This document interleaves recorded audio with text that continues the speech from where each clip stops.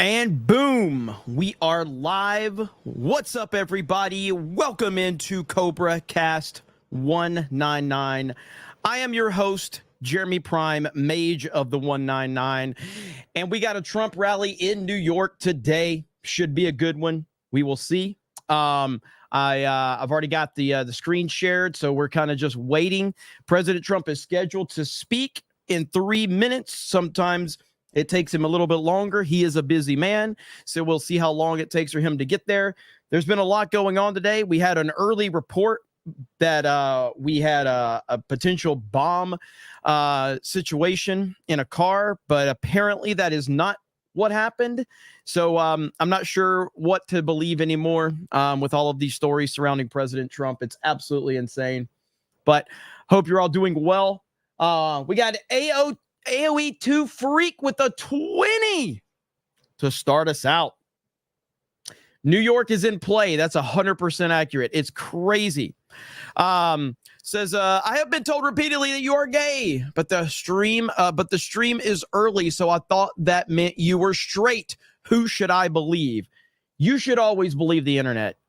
You should always believe the internet. The internet has never lied. You should 100% believe the internet, okay? So the internet's always right. Always right.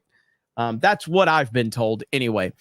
Yeah, so New York is in play. This is actually a good tweet right here from Brendan Dilley. Says, Dear Democrats, Donald Trump isn't in New York with 7 weeks left in a race that will determine the future of America for fun. He's there because the internal polling shows a legitimate shot at winning New York, and in doing so, obliterating your electoral map.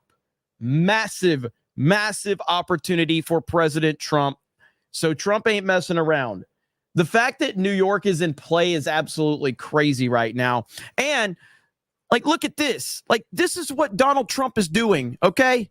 This is what Donald Trump is spending his time doing right now. Look at this. There was an assassination attempt on Donald Trump 3 days ago. Today, he's casually handing out cheeseburgers at a bar in downtown New York City. You know, we have it's National Cheeseburger Day, evidently. Oh, I love that. Oh, we got some burgers and Diet Coke. The best burger in the city. And David's doing a good job, everybody, right? I think David, does everyone know David? Mr. Bailey? Oh, David, Bitcoin Magazine? Yeah, he's great. He's doing a good job. We got this whole thing started. Yeah. I'll sign that. Menu? Yeah. Would you like one? You want a hamburger? These burgers are killer. They really They're are. good. Say goodbye. This dude is an absolute trooper, man. Like, what an absolute soldier. That's great, man. How's that nice? That's perfect. Amazing. And one more right here would be fantastic. If you don't mind, and then we have some gifts for you. Good. I want Bitcoin.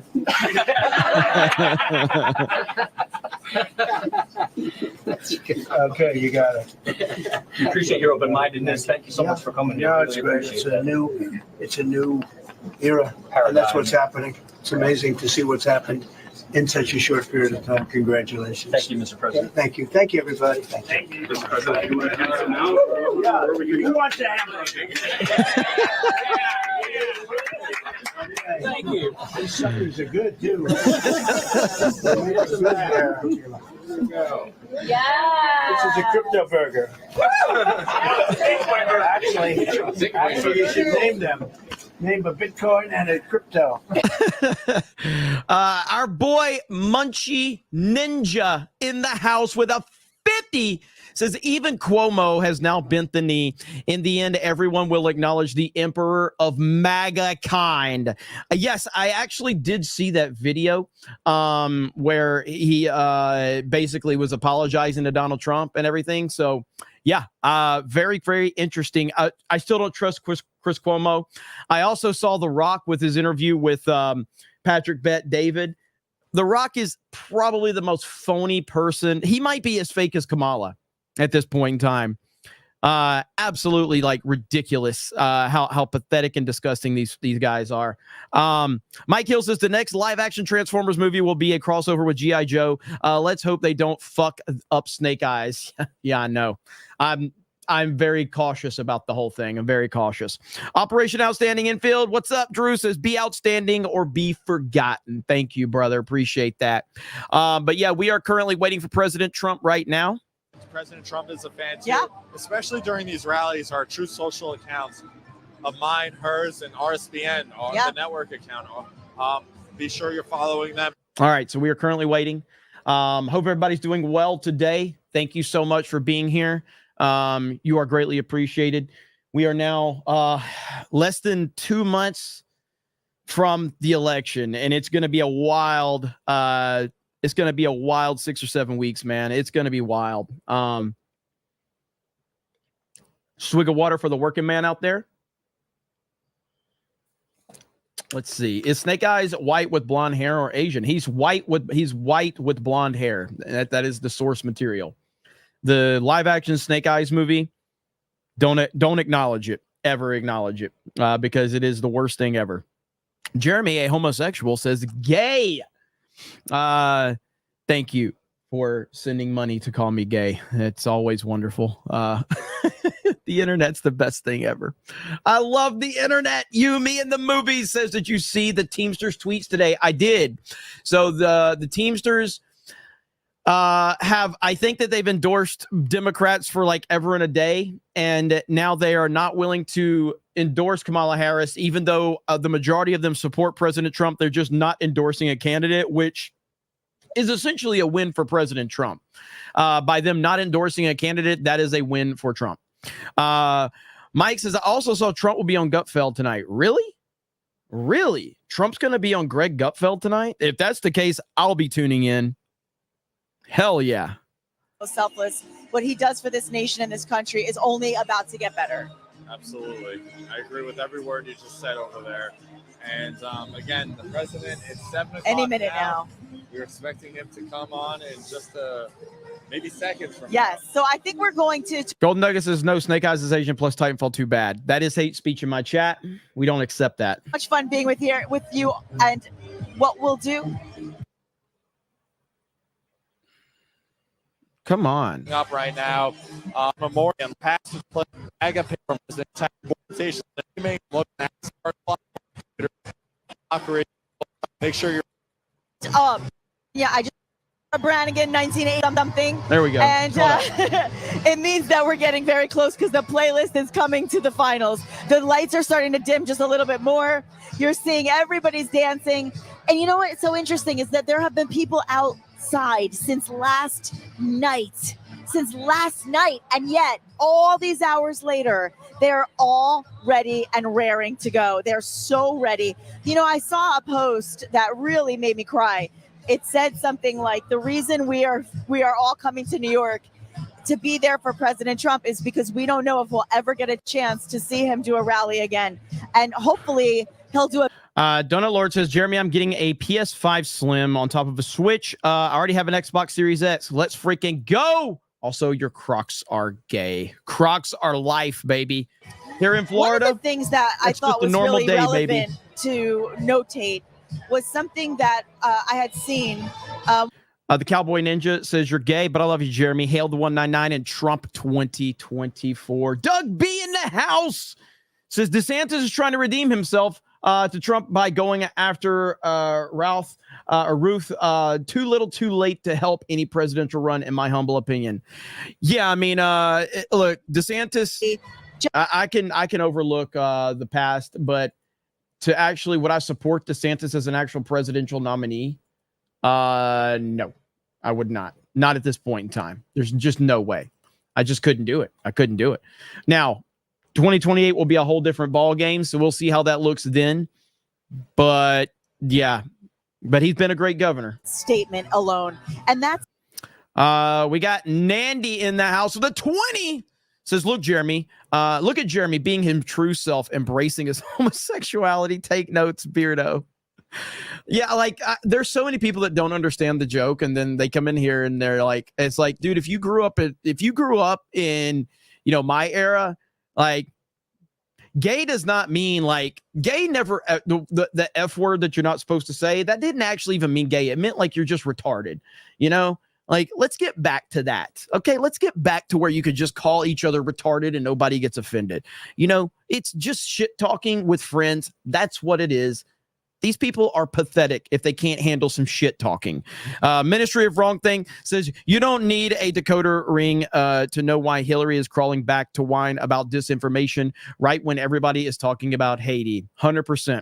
Absolutely. We got, let's see. Harbinger says, let's see, as a Scot looking in, I appreciate how Trump can energize the entire room. Man's a force. Also, did you see the zinger Gary burned to Destiny with? What, on Twitter? I didn't see that. So, I didn't see that. So I'll have to look and see. But I'm sure if Gary responded to Destiny, then I'm sure he annihilated him. Norm Al Mann says, has Chris Homo apologized for defending his psycho brother? If he hasn't, he shouldn't get a redemption arc. I think that Chris Cuomo I don't think a redemption arc he's capable of it, dude. I really don't. Anthony. I really don't. Lapco says, breaking news, top Democrats claim without evidence to have souls. Wow, that's easy. I'm going to look into a journalism career. County Executive Bruce Blakeman and Joe Cairo and a few others as well.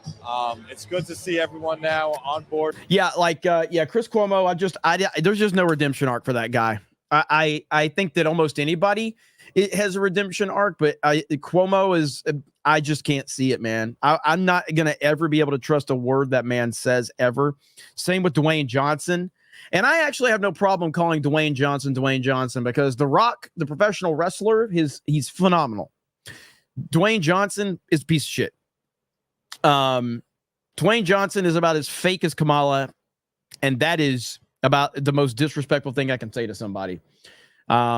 Listening to him talk to Patrick Bet David, it was so cringy to listen to The Rock when Trump was brought up, because you know he despises Donald Trump. He despises Donald Trump, but he knows that he can't say that because he got so much backlash when he endorsed Biden and Harris. And so now he's trying to play it as safe as possible. And it's obvious that the guy hates President Trump. People will start. If we hear Village People, oh, Elvis or Village People, Elvis, here we go. All right. It's so happening. I thought that might have been potentially him had to come on, but Suspicious Minds, of course. it's Elvis. It's one of President Trump's favorites, Elvis My Presley. fave and One of President Trump's Nikki fave. Stanzione's Do you favorites, remember in the golf cart when he was talking to Dude, if you've been to a Trump rally, like, the music selection is pretty fantastic. It really is. The music selection is pretty fantastic. Let's see. Ace Ventura's 22 says, hail the 199. Trump is on my island. Let's flip New York. It's all good. Could it happen? Man, it's hard. It's hard to imagine that New York could actually flip, but obviously internal data is showing that it 100% is possible. With Ella John saying he thought it was very amazing. clever that he attached Kim Jong-un, who had never heard of the song Rocket Man before, or even Ella John. Right. So that was That's a great funny story. moment. So many, I was saying to Bobby McNeely, of course, we all love Bobby, who's on the network. He was saying something last week at one of the rallies. He was talking a little bit about a lot of the pop culture references where people have really come around in the pop culture world for President Trump after. All right, so we're still waiting. Mad Max says, any new details on the explosives found the Trump rally in New York? Apparently that's been debunked. According to reports, they said that was not the case at all, that there was a report, but there was no confirmed explosives found. That's what the latest update was. Whether we believe that or not, I have no idea. If you go back to where the, if you go back to the, what happened in Mar-a-Lago or in West Palm Beach a few days ago, we had multiple reports coming out about that. So I really don't know. Modalicious says from Sopranos. I'm not going to say it because I can't say it on YouTube. So, but you see it right there from Modalicious. Then we got Jeeping Baylor says, hail Jeremy, missed Tuesday's main event, but saw y'all played Among Us. Y'all should really try Lockdown Protocol. It's better than Among Us. Trump 2024. Let Krista know. Tag Krista on Twitter and let her know. She's in charge of Monday night gaming night over on Geeks and Gamers Play. So it was her decision. Everybody loved that we played Among Us. So movie times today says, Hail Fig. I am trying to not super chat drunk, so that's all. Well, as you guys know, I've never drank a day in my life. President of the United Here we go. States. But I endorse President drunk Donald super chats. J. Trump. And I'm proud to be an American, where at least I know I'm free. And I won't forget the men who died, who gave that right to me. And I'm happy stand up next to you and defend her still today. 'Cause there ain't no doubt I love this land. God bless the USA.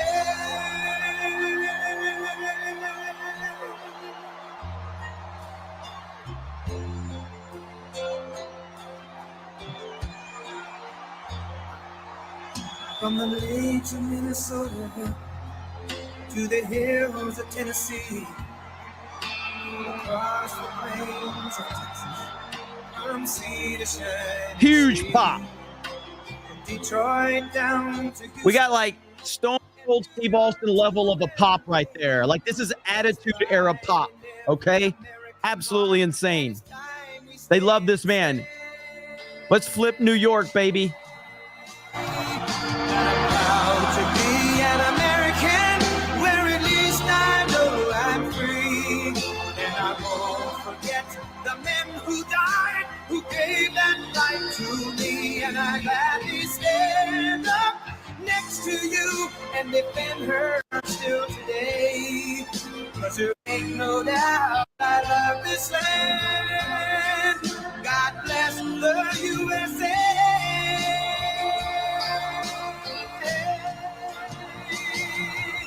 And I'm proud to be an American, where at least I know I'm free. And I won't forget the men who died, who gave that right to me. And I gladly stand up next to you and defend her still today. 'Cause there ain't no doubt I love this land. God bless the USA.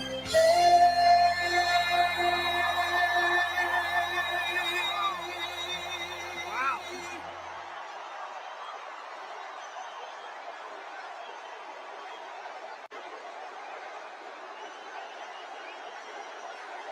Brock! Listen to that crowd as Brock drops 50 gifted memberships. Attitude Era crowd, baby.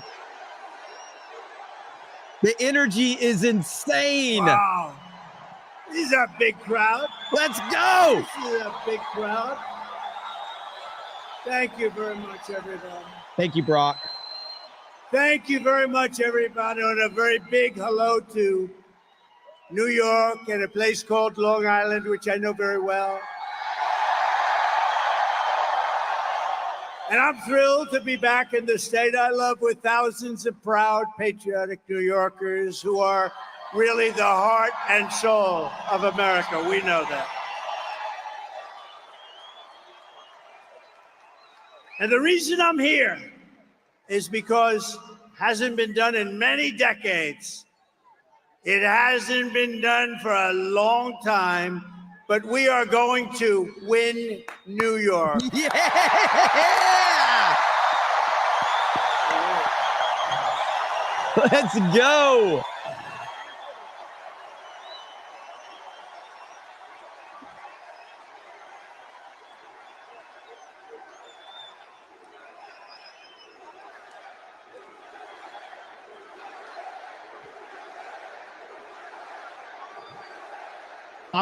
If you know, you know. This is an attitude era, And that's the attitude first era time audience. in many, many years that a Republican can honestly say it, and we're going to do it. We have to do it. We do it, and the election nationwide is over. We take over the White House, and we fix up our country, okay?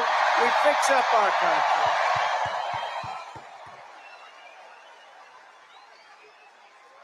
So as you know, 3 days ago, there was yet another assassination attempt on my life. I didn't know I was going to say that. It was the second one in 8 weeks by a violent radical left mobster. This evil would-be assassin got within a few hundred yards of where I stood, but thankfully, our outstanding Secret Service agent, and they are outstanding, spotted the barrel of his rifle in the bushes. Can you believe that? Can you believe that? He saw a barrel of a big, this was a big barrel. This you don't want to even talk about, AK-47. But he saw the barrel coming out a little bit out of the very lush bushes, and he took fast action to stop the gunman before I even entered the line of sight. And I want to express my thanks to the U.S. Secret Service, who was there that day, and to all of the sheriffs and law enforcement down in Florida, they're heroes who helped to apprehend the attacker. And by the way, you possibly heard the story. So the secret agent, service agent, pulled out the gun and started shooting. He said, a barrel. He didn't talk like a lot of people. They talk. How are you, sir? What would you like to talk about? Would you like to talk about the weather? No, he pulled out the gun and he started shooting at him. And the villain. By the way, chat, welcome in Terry. First Cobra cast for her. Welcome, Terry. This could only happen with a woman because men aren't smart enough. I hate to tell you, fellas. So he dropped his gun. His car was a block away, and he started running because they had him. And he was running. And a woman driving a car innocently said, he looks like a bad person to me. He looks very suspicious.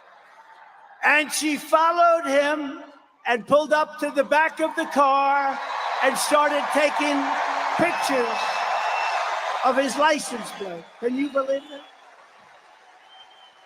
And she took the pictures of his license plate, perfect, beautiful pictures like a professional photographer, and sent them to the sheriff and said, I just looked at a man. There was something strange going on. Who the hell would do that? Right? Only a woman. Only a woman. Right. Trump, I asked the sheriff today, I said, Sheriff, if you had 1,000 events, how many people would have done that? Man or woman, how many people would have done that? Followed him, taken pictures of the license plate and also the type of truck that he was driving. He said, maybe none. So she's a hero. I got to meet her. And because of that, they were then able to catch him in a very speedy drive down the various highways in Florida, but they got him, and they got him fast. But I think it's incredible. So the agent and that wonderful woman, and with all of my heart, I thank you all for your incredible valor. What you've done is incredible. What the people of our country and law enforcement does in this country is incredible. Tonight, let me also deliver a message straight to Kamala Harris. Have you heard of her?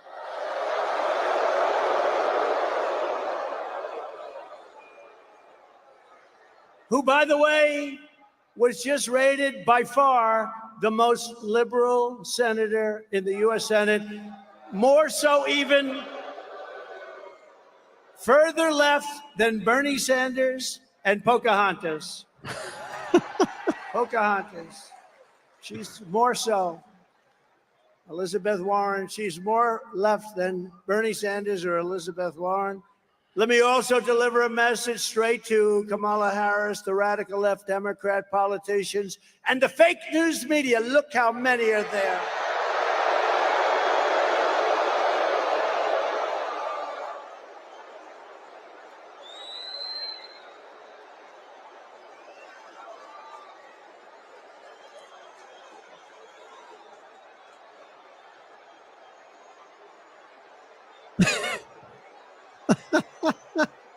We've got to get our media back in this country. We've got to get them back.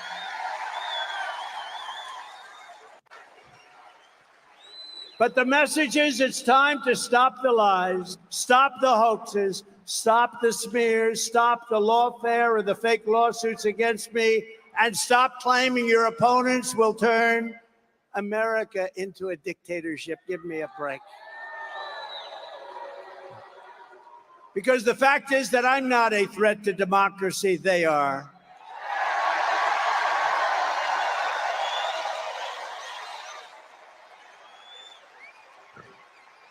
They're doing things in politics that have never been done before in the history of our country. And worst of all, with their open borders and bad elections, they have made us into a third world nation, something which nobody thought was even possible. Americans deserve a campaign based on the issues. We try and keep it on the issues. And God has now spared my life. It must have been God. Thank you.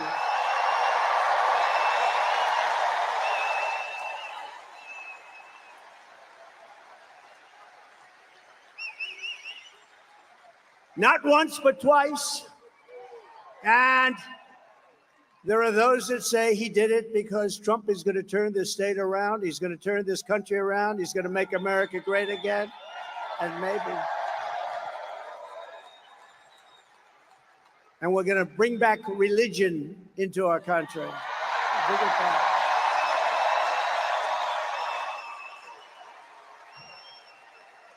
These encounters with death have not broken my will. They have really given me a much bigger and stronger mission.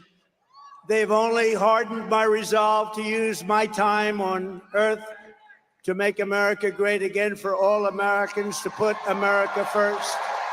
Going to put America first. Earlier today, I was honored to receive the endorsement of the rank and file membership of the Teamsters. I love the Teamsters.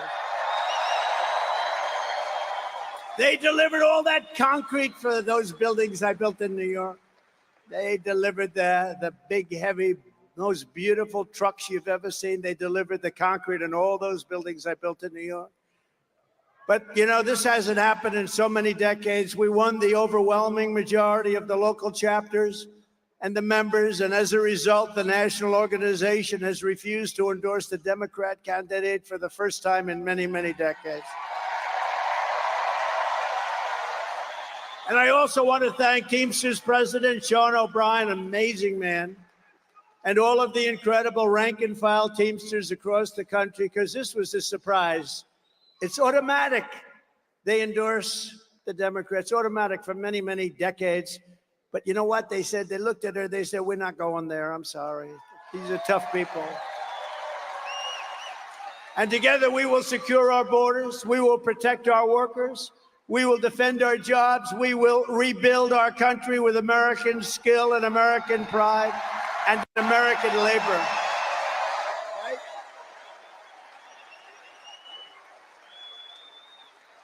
And just as a little side note, we should give them a round, especially because of what they and how they voted today. If they voted the other way, I wouldn't give them a round. But the Teamsters built out this beautiful stadium for tonight's event. Thank you, Teamsters. Thank you. They did a great job.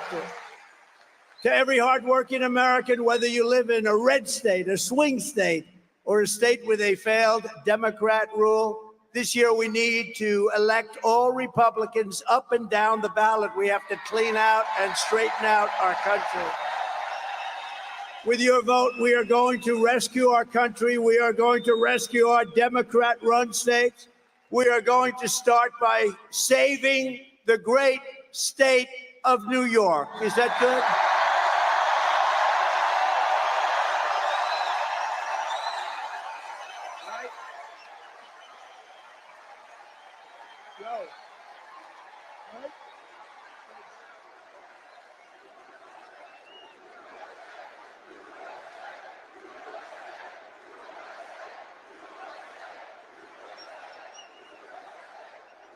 When I told some people in Washington, yeah, I'm going up to New York, we're doing a campaign speech, they said, what do you mean New York? You can't ever, nobody can win. Republicans can't win. I said, I can win New York and we can win New York. We're going to win New York. And if you vote for me, I'm going to reduce your taxes, reduce your crime, and reduce your levels of stress. You have a lot of stress. The only thing that I will increase are your incomes, and your love for your state will come roaring back again. Throughout American history, from generation to generation, New York has always set the standard for American life, and they have. It's been a high standard, too. Our cities were the center of business, arts, culture, our streets, ports, waterways, and they were the arteries of American commerce. They were absolute arteries. And our towns like Uniondale, Levittown, Hicksville, Huntington,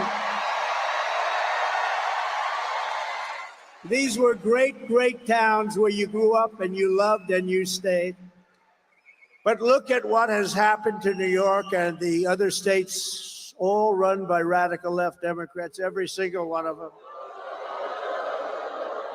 Our heavy industries have exported overseas, and our middle class has been eviscerated right here at home, been eviscerated. Housing costs are out of control. Inflation has cost a typical family $28,000. Think of it, in less than 4 years, $28,000. And we filthy encampments. We have horrible, disgusting, dangerous, filthy encampments of junkies and homeless people living in places that our children used to play Little League baseball, which they don't get to play very much anymore, do they? Over the past 3 years in New York City, there has been a 29% increase in robbery, a 36% increase in felony assault, a 42% increase in grand larceny, a 75% increase in carjackings. Did you buy a nice car lately? Well, 200 police officers leave the NYPD, New York's finest. I always say, I knew it well. New York's finest. They leave every single month, 200 people a month. Incredible people. They're incredible people. The trains and subways are squalid and unsafe. The median of our highway, all those medians, they spend all that money, they're falling down, they're rotting. Businesses are fleeing. The mobs of illegal migrants are being put up in luxury hotels at your expense, while our great veterans live on the freezing or steaming sidewalks right outside the main entrance to where the migrants enter their hotel. Think of that. Think of it. We have veterans lying on the street, squalid, lying on the street, sometimes freezing, sometimes it's hot, it's summer. And they're looking at people just came into our country, and they're going up to the 17th floor of their suite. How crazy has our country become? And can you imagine what those veterans, when they watch this, must be saying? But listen to this. Can you also imagine what the migrants must be thinking? They're saying, can you believe this? We just came from a place, in many cases, they were in prisons, and now they're living in hotel suites while our veterans are living on the street. And so I say to the people of New York, with crime at record levels, with terrorists and criminals pouring in, and with inflation eating your hearts out, vote for Donald Trump. What the hell do you have to lose? What do you have to lose?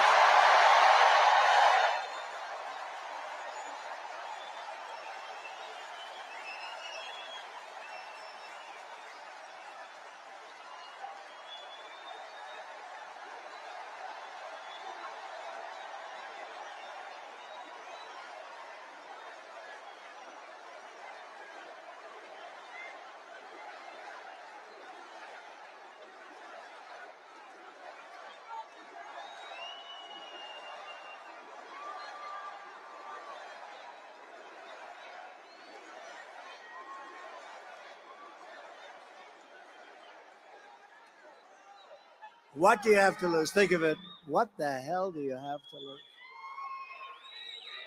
You know, some of you remember that was a phrase that I used for our black population years ago in 2016. I said, with the worst housing conditions, the worst education, the worst this, the worst that, the most crime. I went through 12 different things. and it wasn't on the sheets. And I'm saying, boy, that's really terrible. And I said, and I was at like 2%, not too good. And I said to the black population gathered in front of me, vote for Trump. What the hell do you have to lose? I said that, same thing. And you know what happened? I got eviscerated when I went backstage. But I'm not like Biden where he takes, I fight back with my people. Remember, we still signed the check. They said, sir, that's a terrible thing to have said. I said, when you said, what the hell do you have to lose? It's terrible, it's demeaning, it's horrible. I said, but it's true. You know what happened? The next day, I picked up 10 points with the black population. And now, because of all we've done, we're at the highest level of black support in the history of the Republican Party.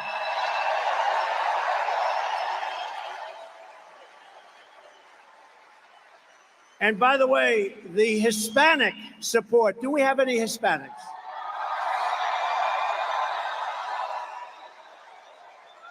The Hispanic support is off the charts, and they don't know what the hell to do about it. It's off the charts. And we just had some great polling come out. I think the most accurate poll over the last 8 or 9 years was Rasmussen. They just came out with a poll that we're 5 up. We're 5 up. 5 up. We should be 35 up, to be honest with you. But, some people can't break an old habit. That's really what it is. So I say to you, vote for Trump, and I will turn it around very quickly with 4 more years of Kamala Harris. New York State will be like a third world nation if it isn't already. It is. I think it is. With Trump, the Empire State will once again be the envy of the entire world. We will have no crime, only success.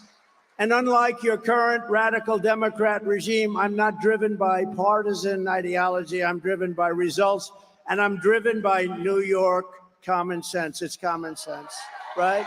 Right? It's common sense. I like to say the party, this is a great party. I like to say the party is really, we're conservative and all that, right? Who knows? You know what we are? We're really people with common sense. We need walls. We need good elections.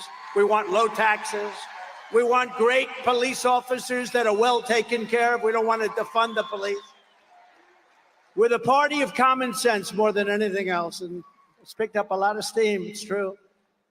My first week back in the Oval Office, I will clean up and call up your governor and mayors all across your state, and I will tell them it's time to work together. They're largely Democrats. It's time to work together for the good of the people. You got us. You got us now, so you're taken care of. And despite all of the persecution I've endured from the corrupt judicial system in New York, it's a corrupt system. I love the people of this state, and I want to give back. I want to give back to you. I've had a great life. I want to give back to you. We're going to give it back to you. We're going to make this city and we're going to make this state incredible again. Together, we will rebuild our roads, bridges, highways, and airports. They're falling apart. They're falling down. We will renovate New York subway. Oh, that's beautiful. I used to go to school in the subway. Can you believe it? I mean, I like to say it's not so long ago, but it probably is. What do you think, Bruce? I guess it is. But my parents would drop me off at a subway, and I'd go to Union Turnpike, or I'd go to wherever They had no fear that I was going to be disappearing. They would take me to a subway, put me on, and say, bye, darling, bye. If you do that today, you have about a 75% chance that you'll never see your child again. What the hell has happened here?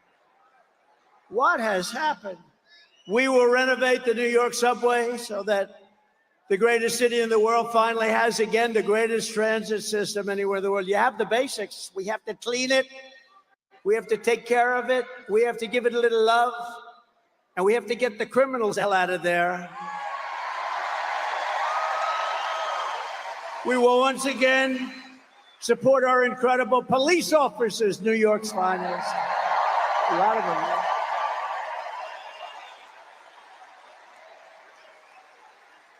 You know, I've got the support. To me, this is so important. I think to you, it's every single police group in the nation is supporting me. The other day, the Fraternal Order, it's the largest. They gave us 400,000 police, and they gave us a unanimous endorsement. We have it from everybody.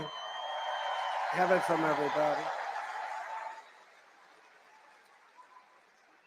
We will work with the mayors and the governor to rebuild your defunded and depleted police forces, including New York's finest and NYPD. Look, I know so much I love New York's finest. I used to be in Brooklyn. I had an office with my father in Brooklyn. And we used to go in Brooklyn to a White Castle. Did anyone ever hear of a White Castle? And my father would say, no, that's the best place. Only 12 cents a hamburger. Remember? 12 cents. Bruce, we had Bruce. How good is Bruce? Bruce Blakeman, one of the greats. He won in an upset. You know, this is a Republican. He ran a couple of times. You couldn't beat this hoax of Democrats. He ended up winning. He's done such a good job. He's now unbeatable. They don't even run anybody against him. Great. Right. Really great. We got a lot of them. Joe Cairo's here. Joe, are we going to win, Joe? What do you think? Joe Cairo. Don't mess with Joe, right, Joe? We love you, man. Your family's great, too. But I will stop the Kamala crime wave, and we will do everything we can. We're going to get these violent criminals behind bars. We're going to get them out of our country. We're going to take them back to the country from which they came. A few months ago, I visited with the grieving family of a New York City police officer, Jonathan Diller. You know Jonathan Diller? I was hoping his family could be with us. He was just 31 years old, gunned down during a traffic stop by a vicious thug, leaving behind his incredible wife, Stephanie, and family, their one-year-old son. What a son. And are you here? Are they here? They could be here. Is Stephanie here? Because, you know, it was a bond, and she was so great, and I think she's here. It's hard when you have 19,000 people.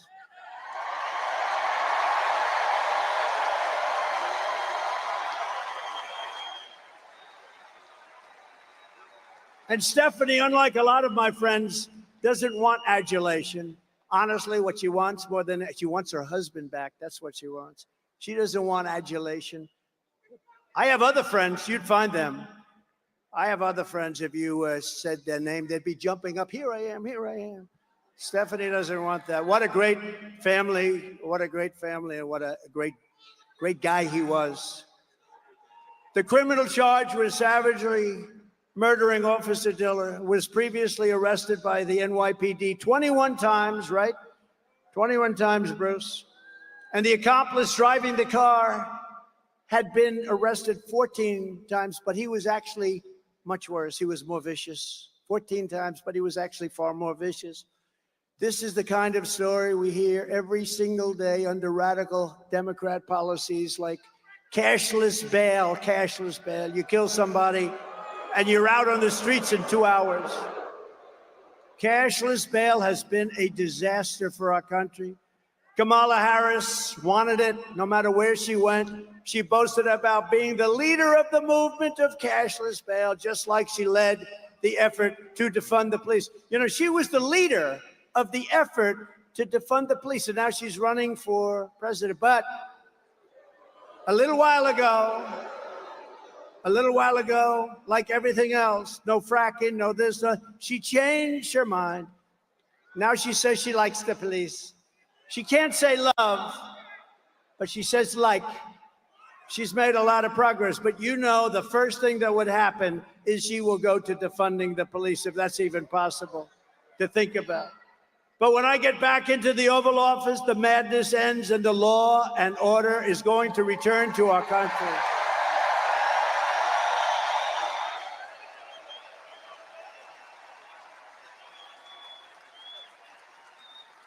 A fully reformed Federal Department of Justice will deliver massive public safety funding for New York and other Democrat-run cities that are under siege. But in exchange, they will give our police back their protection and their respect. We are going to take care of our police, and we're going to respect our police. Everyone here does. I tell the officers all the time, you have no idea how the people love you, but sometimes they don't feel it because of what the Democrats do to them. Willie They will freaking end Will. deadly sanctuary city 50. policies. They will terminate cashless bail, and they will return to proven policing methods like we had under Mayor Rudy Giuliani that made New York City the safest big city in America.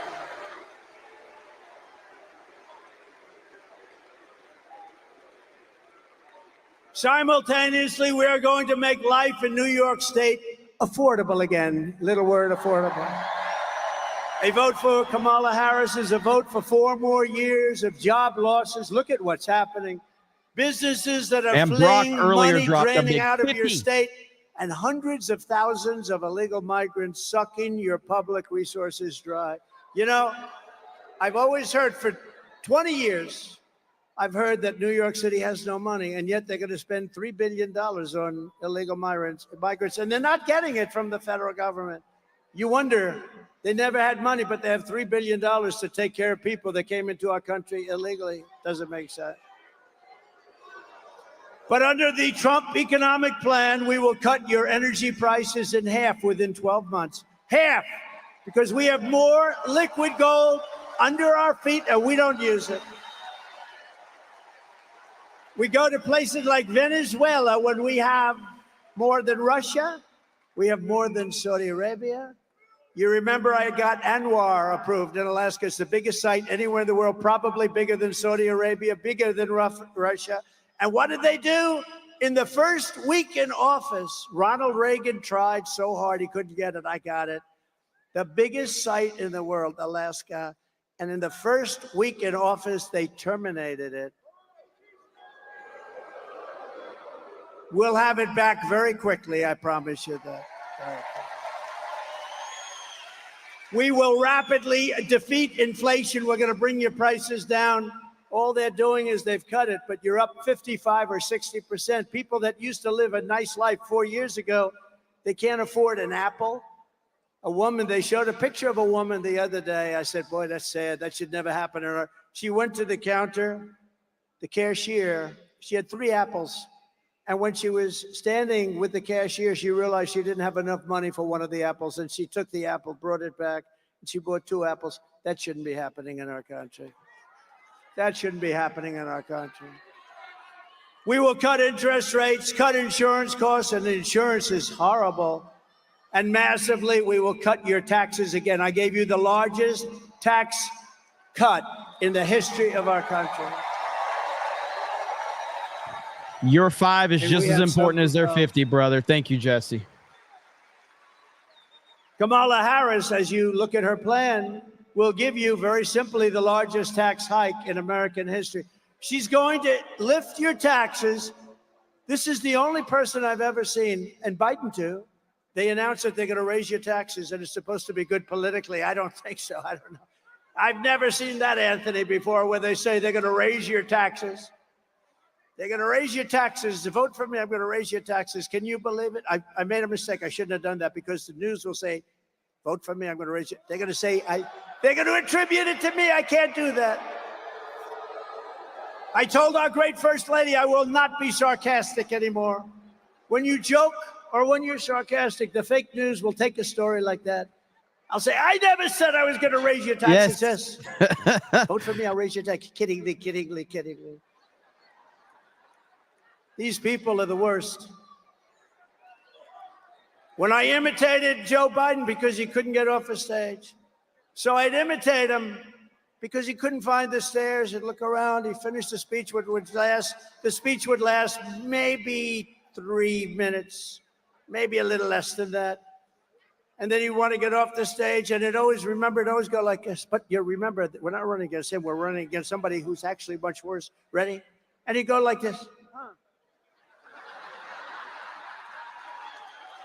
And then he'd walk in a different direction. It was the weirdest thing. And Secret Service did a great job. They'd come up in the stage and they'd pull him out. Like today, we have 4 or 5 stairs. You always have 4, 5, 6 stairs. The more it's government owned, the more stairs you have.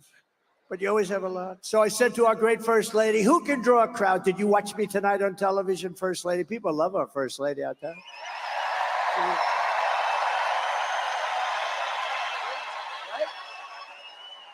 Go out and get her book. She just wrote a book. I hope she said good things about it. I don't know. I didn't. So busy. She just wrote a book called Melania. Go out and buy it. It's great. And if she says bad things about me, I'll call you all up and I'll say, don't buy it. Get rid of it. No, but she said to me, I said, baby, did you see the crowd? We had 18,000 people.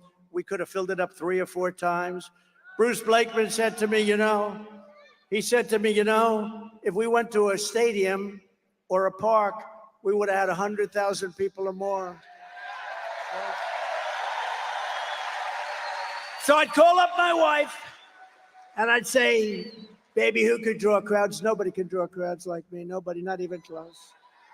I'm the greatest of all time, maybe greater even than Elvis, because Elvis had a guitar. I don't have a guitar. Elvis had a guitar. I don't have the privilege of a guitar. But I'd say, baby, who could do it like me? Nobody can do it like me. How great am I? And she'd say, I'd say, how great was the speech? Not how good, how great was it? And she'd say, it was good, but your hair looked terrible tonight. Or the worst ever. So I said, how good was it, First Lady? And she said, it was good, but you couldn't find your way off the stage. I was imitating Biden, and they said I did it. I couldn't find my way off the stage. No, so you can't be sarcastic. Sarcasm with the media doesn't work, okay? It doesn't. So I've given up about 90% of it. I got all my friends here. Anthony, stand up. Anthony Lomangino, one of the greats of all time. He said, I have a big business problem. What? I have too much cash. I don't know what to do with it. I said, I've heard of worse problems than that, Anthony, right? He's doing good. He's a great man, great businessman, and a great person. Kamala wants income tax hikes, small business tax hikes, capital gains tax hike. How about the capital gains? She wants a tax, unrealized capital gain. That means she wants to give you a capital gain, even if you have stock. She wants to give you a capital gain, even if you didn't sell it. I know a lot of people, they're very rich, but they don't have cash. They're rich, but they don't have cash. A lot of them, it's like that. Farmers are like that. They have great land, great everything. They make income, but they don't have cash. And you know what I did for farmers and small business in the tax hike? And nobody talks about this. I got rid of the estate tax, or the death tax, as they would call it. So that when you die and you pass it on to your children who you love, if you don't love your children, then it's not going to do you any good. And there are those. Does anybody in this incredible arena, they did a nice job, by the way, fixing it. I remember the old one. Does anybody in this incredible arena not love their children? Who in the arena is rich and will not leave their money to their kids? Because if that's the case, then what they did for you doesn't mean anything. Do I have any hands? 20,000 people and I have no hands. Okay, who wants to leave their money to their kids? That's good. Well, in the old days, you'd leave the money to the kids, and what would happen? The kids would have to go out and borrow money. They'd lose everything. They had to borrow money from a bank at a high rate of interest. Now they don't have to do that anymore. Now you can leave your farm, you can leave your small business to your kids, but Kamala wants to end that. She wants to end it. She wants to raise your tax to a level that nobody's ever heard of before, and it's crazy. We will go in to a I thought this was a wise guy coming up. This guy, I thought, I'm getting ready. I'm going like this. I got a little bit of a yip problem here, right? That was amazing. I was all ready to start duking it out. I felt like my man in the front row here. Stand up, will you please? This is the toughest man. You know him? Do you all know? I'm going to introduce you later so you can sit. He's the toughest guy. If somebody walked on the stage, he wouldn't be afraid. He would already be attacking the poor guy. Yeah, that was interesting, wasn't it? It's the first time that's ever happened, I think. Is he new to the game? I think so. By contrast, I will cut taxes for families, small businesses, and workers, including restoring the SALT deduction, saving thousands of dollars for residents of New York, Pennsylvania, New Jersey, and other high-cost states. Going to restore SALT. Jobs and factories will pour back into New York. I know how to do it better than anybody's ever known how to do it, and we can do it so easily. Wages will soar, the cost of living will fall, and I will deliver the greatest economy in the history of the world to our country, and one of the greatest economies in the history of New York State.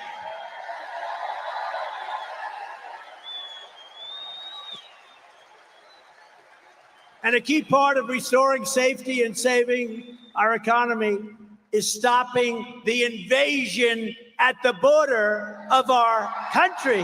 It's crazy. Under border czar Kamala Harris, she was the border czar until she started looking at this situation, until the coup. I say until the coup because it was a coup. But she was a border czar. Now she said, I was never the border czar. You know what? Give her that. But she was in charge of the border, and the border is the worst run border in the history of the world. There's never been a border like this.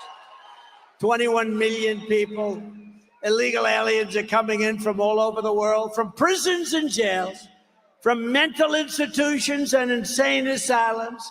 Many tourists are coming in just to watch. Did you ever see this? You have tourists that line up to take pictures of it.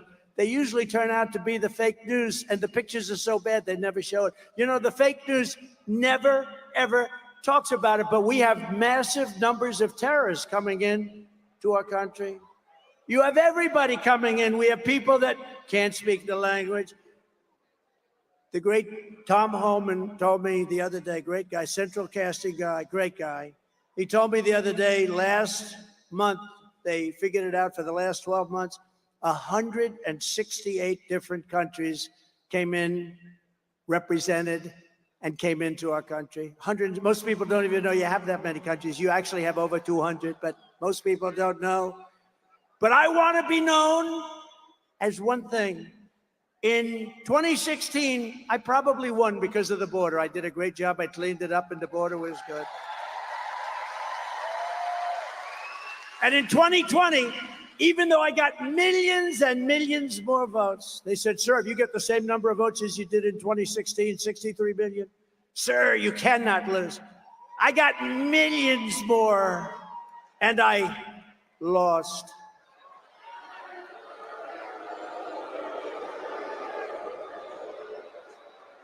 But you know what? We're going to have the greatest win in history when we pull this one off. It's going to be legendary. But in 2020, my people would say, sir, it doesn't help for you to speak about the border. Nobody cares. I said, I want to speak about the border. I did a great job. Sir, nobody cares. It's true. I talk about the border. Nobody cared. But now they care, because now the border is 25 times worse than it was in 2016. Now the border is not even believable what's happening. And I want to be known as your border president. I'm going to be known as your border president.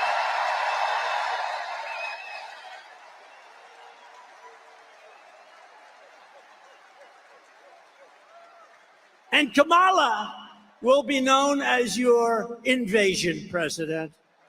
Just let them all come in. let them all come in. No, we got to save our country. Our country's going down. If you look at what's happening with the Venezuelans taking over, I mean, they're taking over large pieces of real estate in Colorado, and you have a Democrat governor who's petrified of them. He's afraid. I'd never seen anything like it, and he doesn't want to talk about it. They've taken over your buildings and your land. You got to do something about it. That wouldn't happen with Bruce Blakeman, I can tell you right now.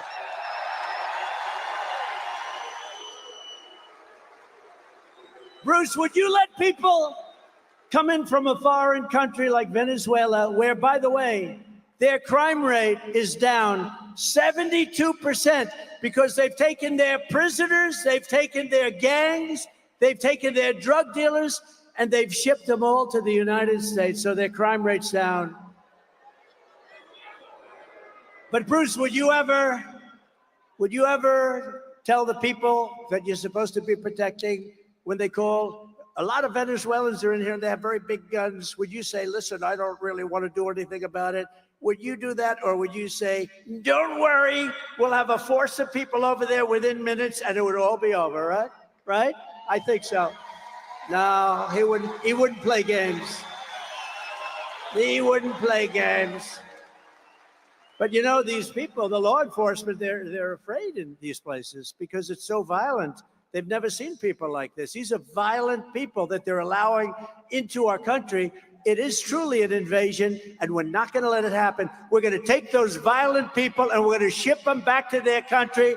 And if they come back in, they're going to pay a hell of a price. Hell yeah.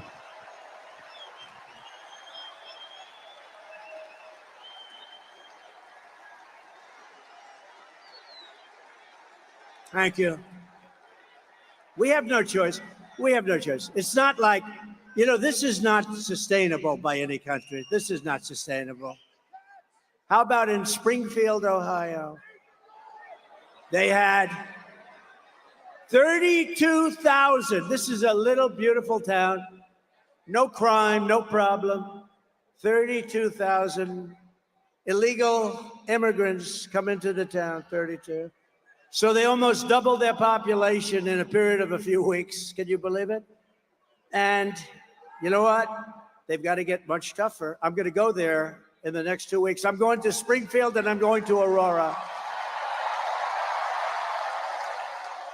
You may never see me again, but that's okay. Got to do what I got to do. Whatever happened to Trump? Well, he never got out of Springfield. I'm leading in Ohio by like 15 points, a lot. And we're going to take care of Ohio. Dude, and we're going to take care of Colorado. And we're going to take care of every single state in the union. They're all under siege. A lot of people don't talk about. But think of this. So the mayor of Springfield, and I think he's a very nice person, but instead of saying we're getting them all out, we're getting them out. He says very simply, we're hiring teachers to teach them English. Can you believe it? We are hiring interpreters. So when they go to school and take the place of our children in school, we have an interpreter. Each one will have a private interpreter. What the hell is wrong with our country? No. We're getting them out of our country. They came in illegally. They're destroying our country. We're getting them out. They're going to be brought back to the country from which they came. I will protect our country. I will protect our country. Think of it. She will surrender our country. That's what they're doing. They still refuse to acknowledge that these people have to be taken out. And you start with the stone cold killers, the murderers, the drug dealers. You get them out, and you tell them if they ever come back, big trouble. But let me tell you what you really do. Some of them are so bad you can't take the chance of sending them out because they'll come back. You lock them up, and they're going to be there for a long time. And when they know that, you'll see a whole big difference. As you know, here on Long Island, the open borders policies of Kamala Harris, and it were really her policies, and the communist left, I call it the communist left, have been importing MS-13 gang members by the thousands. I don't know what it is about Long Island, but you know, I took thousands and thousands of gang members out. Do you remember the story? Remember, I came into the presidency, and MS-13 was on my mind because I saw that in Long Island, two beautiful young girls were walking to school. They were 16 years old, and an MS-13 gang of deviants grabbed the girls and sliced them up into pieces, not with guns. They didn't want guns. They killed the two girls. They sliced them into little pieces, and I never forgot that. And then I found out that things like that are happening all over, wherever they are. MS-13, the worst gang anywhere. The only thing good about that is they make our gangs look like very nice people, I want to tell you. These are the worst people. They're animals. And Nancy Pelosi said, you shouldn't call people animals. That's not appropriate. They're animals. That's the philosophy. And I said, I got to the White House, and I said, they have a lot in Ohio, a lot in every state. And I said, I want MS-13 out of here. They come from various places, a little bit south of Mexico. They come from Mexico too. And I said, what I want you to do is I want to bring them out. And a general said, sir, I'm sorry, sir.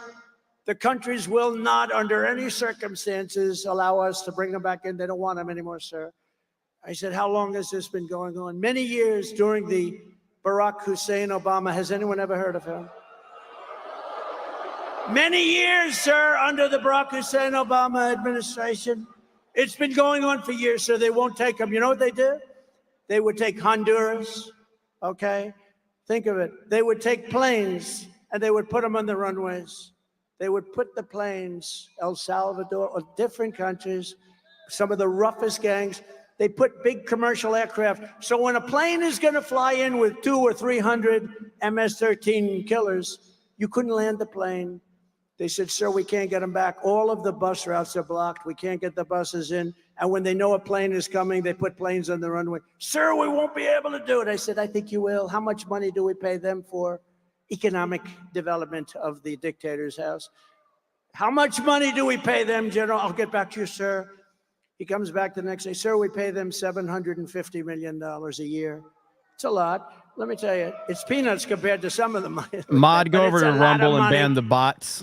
I said, inform these countries that under no circumstances are they getting any money anymore. They're not getting any money. They are delinquent. They're not allowing us to bring back people that they forced into our country through caravans.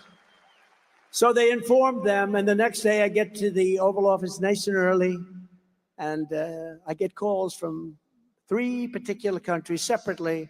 Sir, there seems to be a problem or a misunderstanding. I said, yeah, there is a misunderstanding. You're not taking your MS-13 people that you sent into our country. You're not taking them back. And I'm going to not give any money to your country forever. You're never getting 10 cents. And in all cases, they said something to the effect, sir, it is so bad that I didn't know about this. I wish I would have known about it. We would love to take MS-13 back into our country. We love them very much. We will take them back, sir. And that day, that afternoon, we started bringing them out of our country by the thousands and thousands and thousands.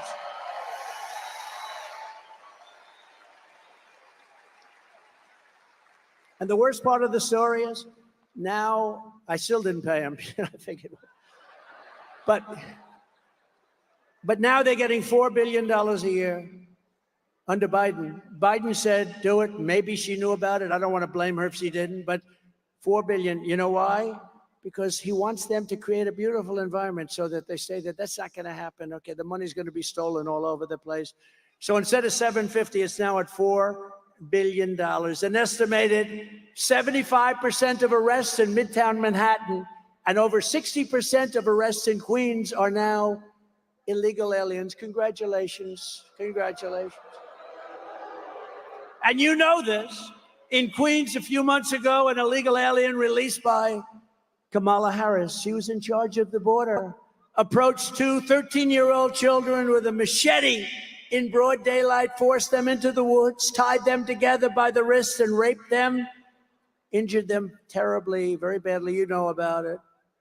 In the Bronx, another illegal alien that Kamala Harris set loose into our country approached a 36-year-old woman while pretending to ask for directions. Ma'am, he said, I'd like directions to someplace.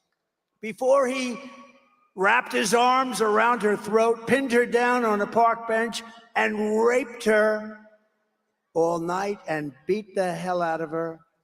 And you know what she said? She said, "He didn't rape me, he tried to kill me." That was her expression when the police came. And on Coney Island, a place I know well, just weeks ago, 2 migrants, Kamala let in, raped a 46-year-old woman with a knife to her throat. She was badly, badly beaten, probably going to live. For every New Yorker being terrorized by this wave of migrant crime, and I've been talking about migrant crime for 5 years, I said, if you let them in, it's going to be hell. They are vicious, violent criminals that are being let into our country. They're people that their countries who are very smart, they don't want them. That's why all over the world, a lot of people coming from jails out of the Congo in Africa. Where do you come from? The Congo. Where in the Congo? We come from jail. What did you do? We will not tell you. They're coming from the Congo. They're coming from Africa. They're coming from the Middle East. They're coming from all over the world. Asia, a lot of it coming from Asia. And what's happening to our country is we're just destroying the fabric of life in our country, and we're not going to take it any longer. And you got to get rid of these people. Give me a shot. You will have a safe New York within 3 months. 3 months.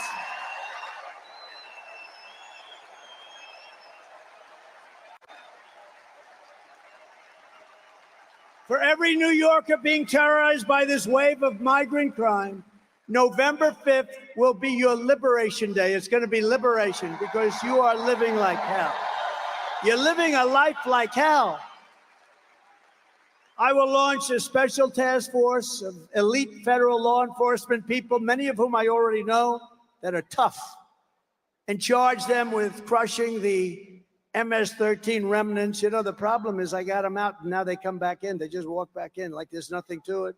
But eliminating MS-13 in every foreign gang and organized criminal network opening up on American soil. They're coming in by the millions, not by the hundreds.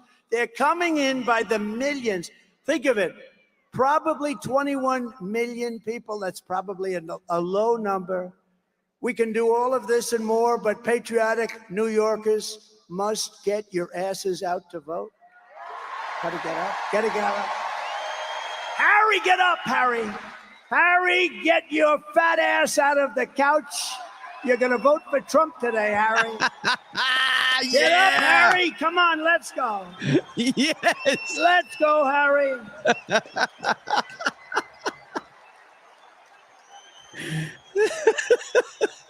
We got to vote. And I believe we have the vote. You know, it's an interesting thing. Evangelical Christians, they tend not to vote very much. If they did, you'd never lose. Gun owners, I have the total endorsement of the NRA, have had it from the beginning.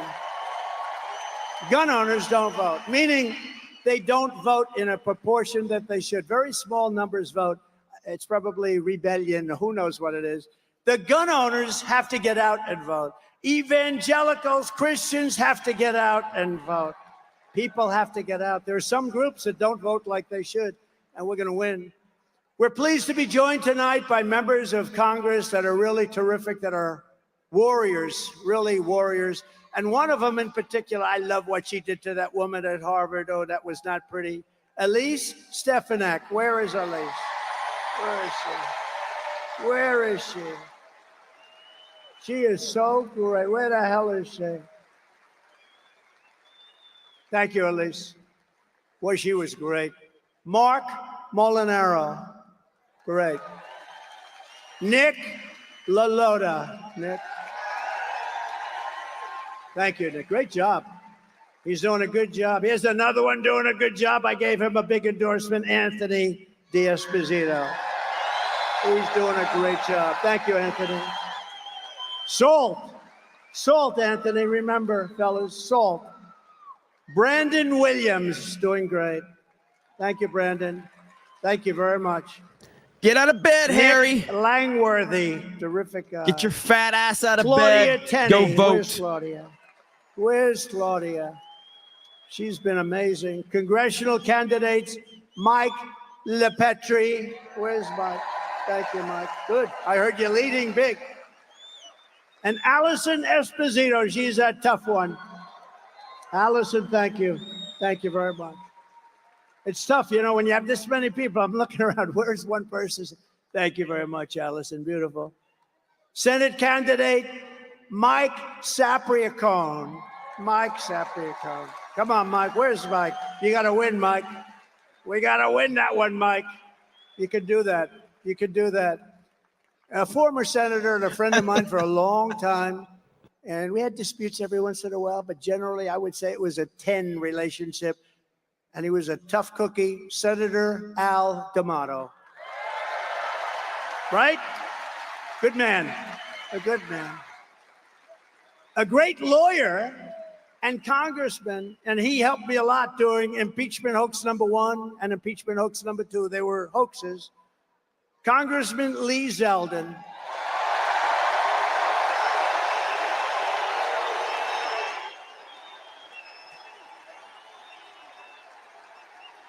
He's great. And he's a big part of our campaign, and I want to bring him to Washington with us. He's a great lawyer. Get ready. Ambassador to Israel, David Friedman, who's fantastic. A mayor who was a fantastic mayor, very shy kind of a guy. He took crime. It was terrible. It was at a level that was as bad as today. And he made New York the safest big city in the world. Rudy Giuliani.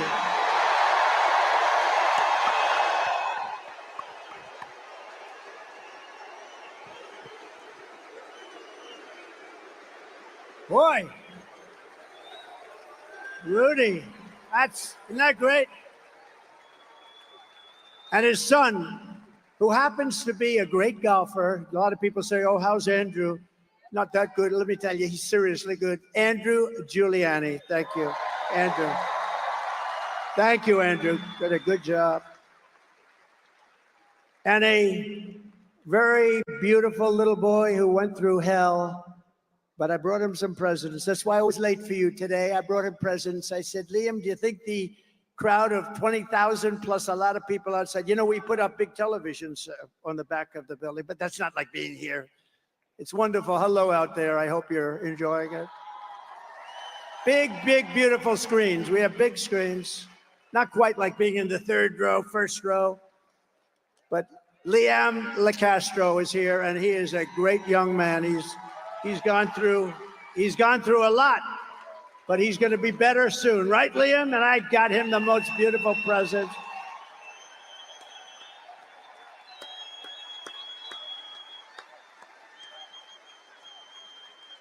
He's a great boy, great parents, beautiful sister. Also with us are members of New York City Firefighters Union, Local 94, the largest in the city.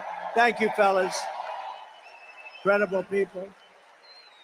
And in their honor, I'm on. And I think this is a big deal, because in your honor, I am announcing tonight that as president, I will officially make the Ground Zero site at the World Trade Center a national monument, protected and maintained by the United States government, so that hallowed ground and the memory of those who perished there will be preserved for all time, preserved forever. Thank you, Harley Dave. And you deserve it. A lot of great people. I met them last week.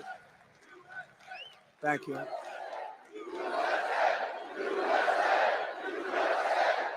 Thank you.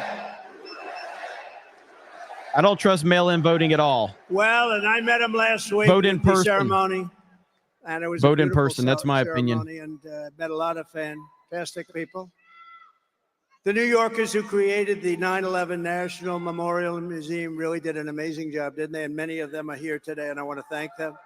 And I want to ensure that their outstanding work is sustained forever, and that's what we've done by doing this. So we are just 48 days away from the most important election in American history. The most important. Stand up. Now you can stand up. They didn't put your name down. Turn around. Who is he? Name him. He took care of business, right? It's my man. Good. Boy, I'm glad I didn't forget you. Good guy, good friend of mine for a long time. Whenever I had problems, they'd look at him and they'd say, let's leave Trump alone. Thank you, man. Thank you. We appreciate it. Great gentleman. Kamala Harris is for wide open borders with terrorists and criminals pouring into our country, more inflation, even higher than the last 4 years, which was a record. She wants to pack the Supreme Court. Think of that one. And today I heard it all. I thought they wanted maybe 11, maybe they wanted 13. That's an unlucky number, so maybe it would be 15 instead of 9. But instead of 9, Kamala wants to bring up potentially as many as 25 justices so that they can rig the system like they rig everything else, including elections. And maybe one of the worst things of all, she is a true believer. And again, I said this before, if you wanted to defund the police, if you've been there even for a day, in your mind you wanted to defund the police even for one day, you are not qualified to be the president of the United States.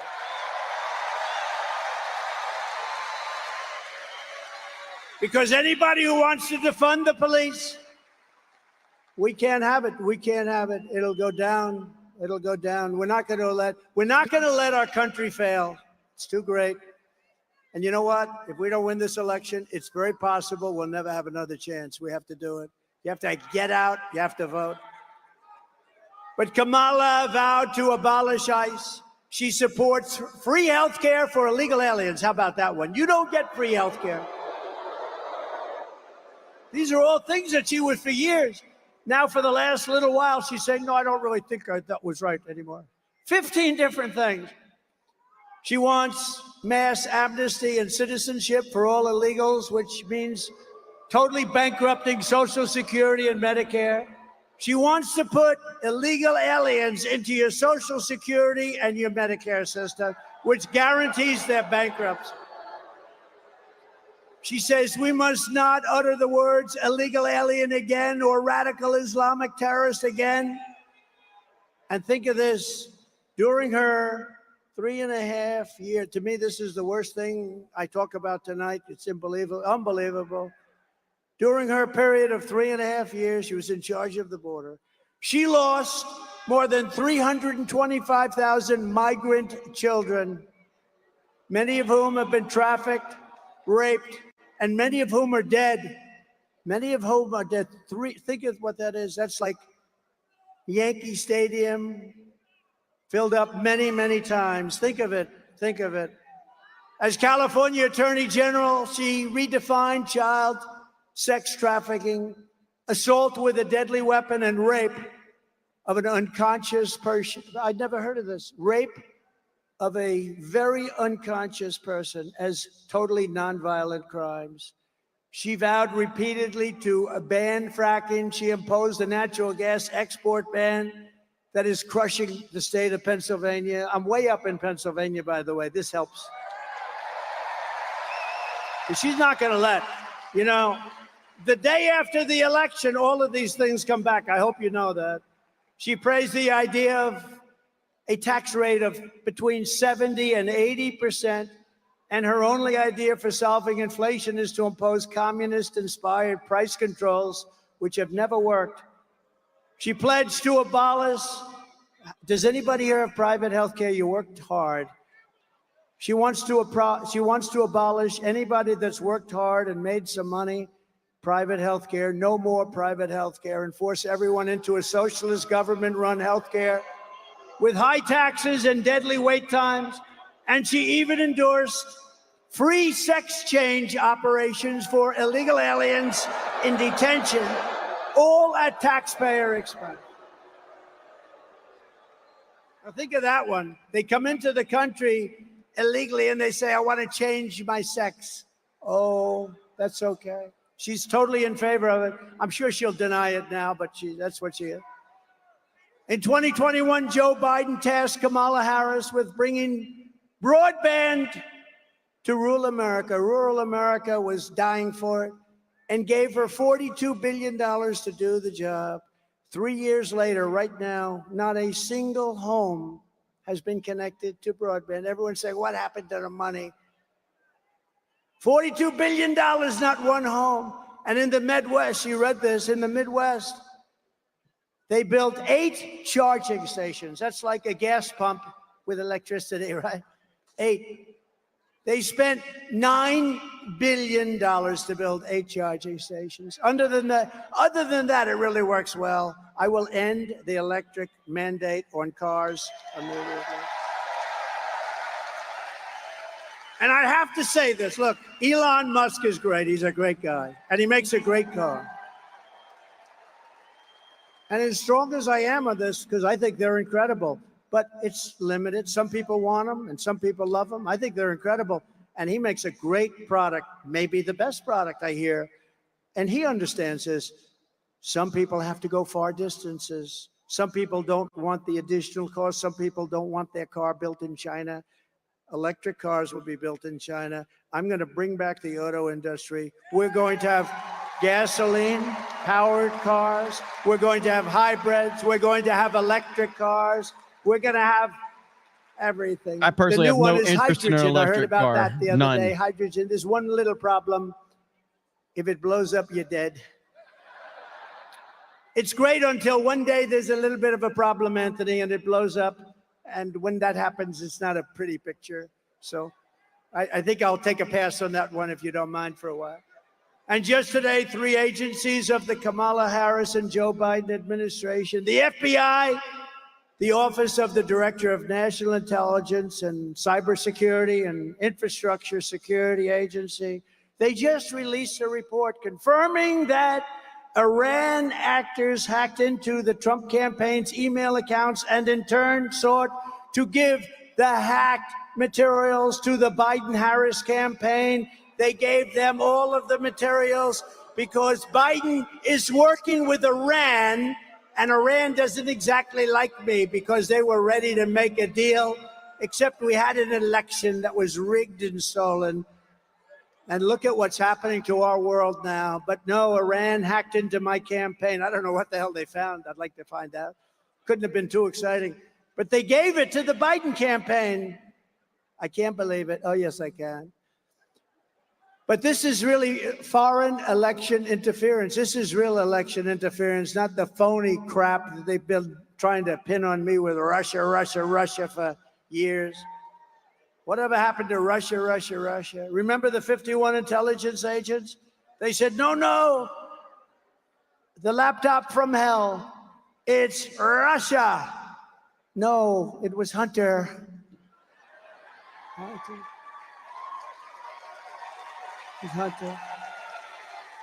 Remember that? We had to go 2.5 years, and then they finally said, all right, the Mueller, remember Mueller? He said, in millions of phone calls, Trump didn't make one to Russia. They went through every phone call I made. Can you imagine? In millions of calls, not one call to me. And a lot of people apologize for that, but not enough people apologize. They wasted time and money. They spent hundreds of millions of dollars going after me, and they got nothing. They got nothing. But we cannot allow this insanity to continue anymore. That's why less than 2 months from now, we are going to tell Kamala that we've had enough. Kamala, you've been a terrible vice president. You will be an even worse president. We're not going to take it anymore, Kamala. Kamala, you're fired. Get out. You're fired.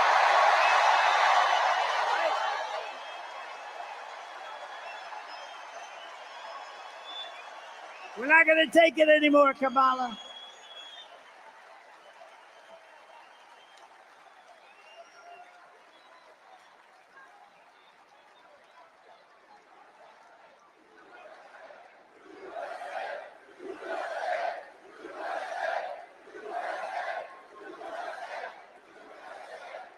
That was a little line from The Apprentice, which I'm sure you haven't seen.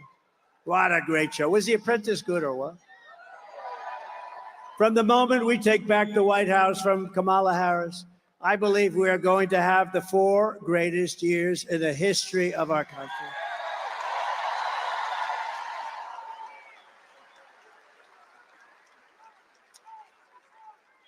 Starting on day one, I will seal the border and stop the migrant invasion, an invasion like no country has ever seen before. We will stop it immediately. We will carry out the largest deportation operation of criminals in American history. We're getting them out of our country. We will make America the dominant energy producer in the world by far. We have more than anybody else. And we have more. Think of it, we have more than Saudi Arabia. We have more than anybody else, especially when you add Anwar in Alaska, which we will reinstitute immediately. We're going to use it along with growth. We are going to grow to start paying down our debt. We have $35 trillion in national debt. We were all set to do it. And then we got hit by COVID. We had to focus on that. And then we gave back. You know, I got great marks on the military. We took out ISIS, wiped out ISIS 100%. We did it in 4 weeks. It was supposed to take 4 years, 5 years.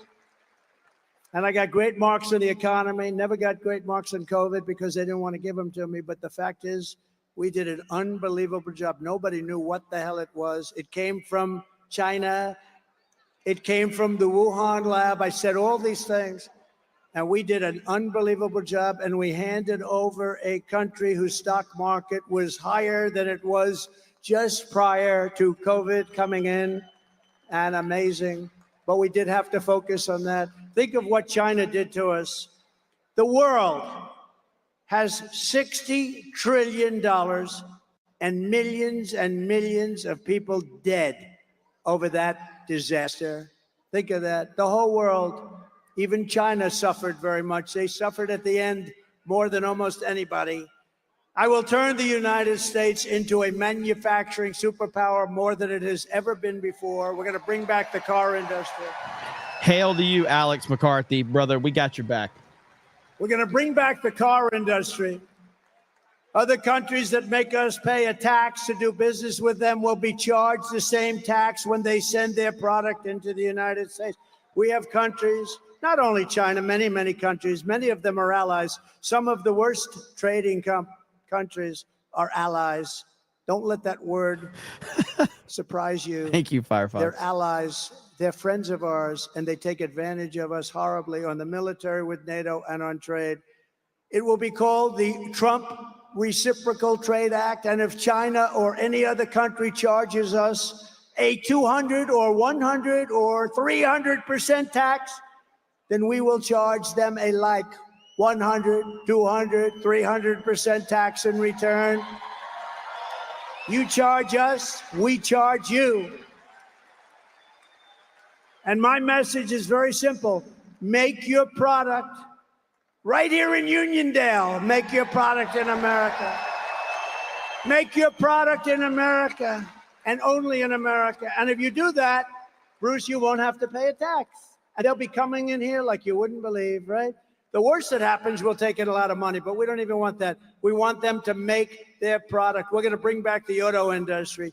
Right now, China's building some of the largest auto plants in the world, and they're building them in Mexico. And they think they're going to build these massive plants, literally the biggest in the world. They're going to make millions of cars and sell them without tax across our border. We will put a tariff on all of those cars to a point where they won't be able to sell them, because we want them to build their plants in the United States and hire many of the people in this audience, and that's what's going to happen.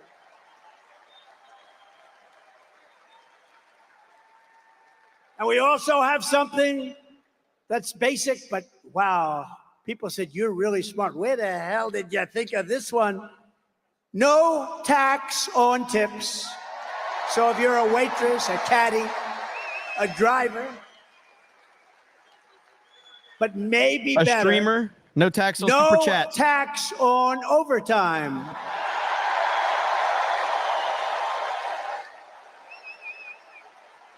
And we'll get it done.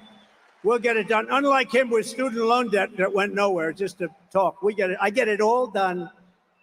Remember what they say, promises made, promises kept. That's me. And ready?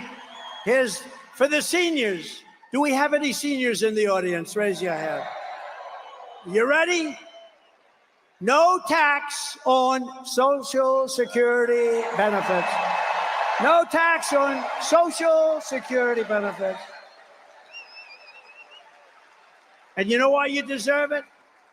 Because you lived like hell with the highest inflation probably in the history of our country, and you couldn't make ends meet. Now you're not going to have to pay tax on your Social Security benefit.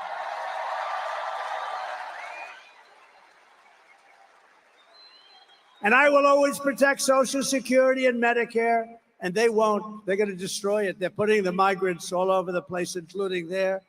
And while working Americans catch up, we're going to put a temporary cap on credit card interest rates. We're going to cap it at around 10%. We Trump, can't just let go them ahead make and just say 25 no tax and on anything 30%. and you win. No tax, period. We will terminate the Green New Scam and spend trillions of dollars. But we're going to take the Green New Scam, one of the greatest scams in the history of our country. Remember when they used to say global warming? They don't say that anymore. They say climate change because the planet's actually getting cooler. Climate change, Chuck. Climate change is different. Just Chuck Zito. Oh, I feel safe with him in the front row. Are you afraid of climate change, Chuck?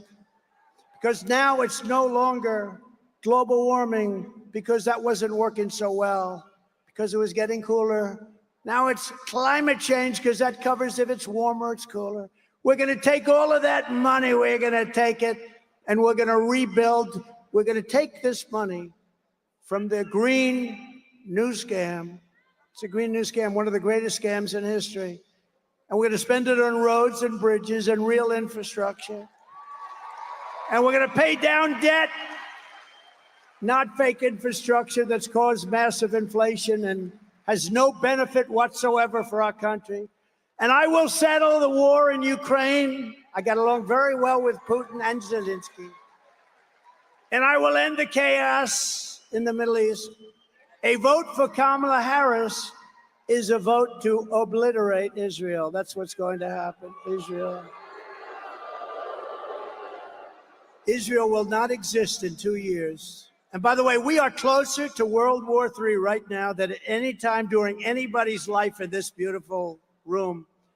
I will stand with Israel and we will return a thing called peace through strength. Xanaximus, are you watching right now? By the way, comment if you are. And we're going to get it settled. We're going to get it done. We're going to get it done. We're not going to have war in the Middle East. We're not going to have war with Russia and Ukraine. You know, when I was there, we didn't have any war other than ISIS. I finished them off. We knocked out al-Baghdadi, the founder of ISIS. Think of that. We knocked them off. It was supposed to take 4 to 5 years. I did it in 4 weeks. General Raisin Kane, what's your name? Kane, sir, what's your first name? Well, they call me Raisin. I said, your name is Raisin Kane. That's the general I was looking. He did it in 4 weeks. The Russian attack on Ukraine and the October 7th attack on Israel would never have happened if I was president, would never have happened. Think of what the world would be, and think of what our nation would be with no Russia-Ukraine war, no October 7th disaster in Israel and the Middle East. It's inflamed right now. It's inflamed like nobody's seen it for 50 years. No inflation and energy dominance. That's what it would have, energy dominance. We'd have no inflation. We wouldn't have either the Middle East or the Russia, Ukraine. What a different world it would be, wouldn't it be? Oh, we can't let them cheat on elections anymore. We can't let it happen. We will rebuild our cities, including Washington, D.C., making them safe, clean, and beautiful again. Right now, we have a capital that when you go down there, you have a damn good chance of being hurt, mugged, something. And we will keep the U.S. dollar as the world's reserve currency. We're losing that, but I'll keep it. I'll keep it. China wants to take it over, and if that happened to us, that would be like losing a war. That would be the biggest thing. That would make us a third world country. We will keep our dollar as the reserve currency. Remember, I said it, and it will be easy. It'll be easy. But this is how we will end the era of inflation, mayhem, misery under Kamala and Crooked Joe, and unleash safety, prosperity, and peace for Americans of every race, religion, color, and creed. That's what we're going to do. Together, we will deliver low taxes, low regulations, low energy costs, low interest rates, low inflation, so that everyone can afford groceries, a car, and a home. Very simple. Right?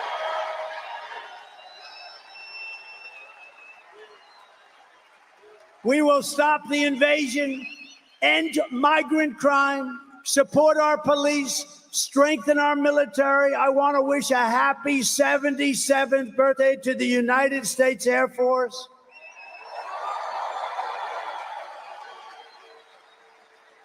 And if you remember, I created Space Force, which was the last since Air Force, which will soon be 5 years old. Space Force has turned out to be very important. We will build a missile defense shield around our country, keep critical race theory and transgender insanity out of our schools, and we will keep men out of women's sports.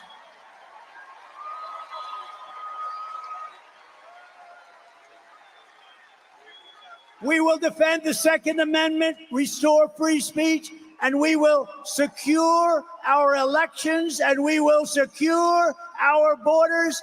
Everyone will prosper, every family will thrive, and every day will be filled with opportunity and hope.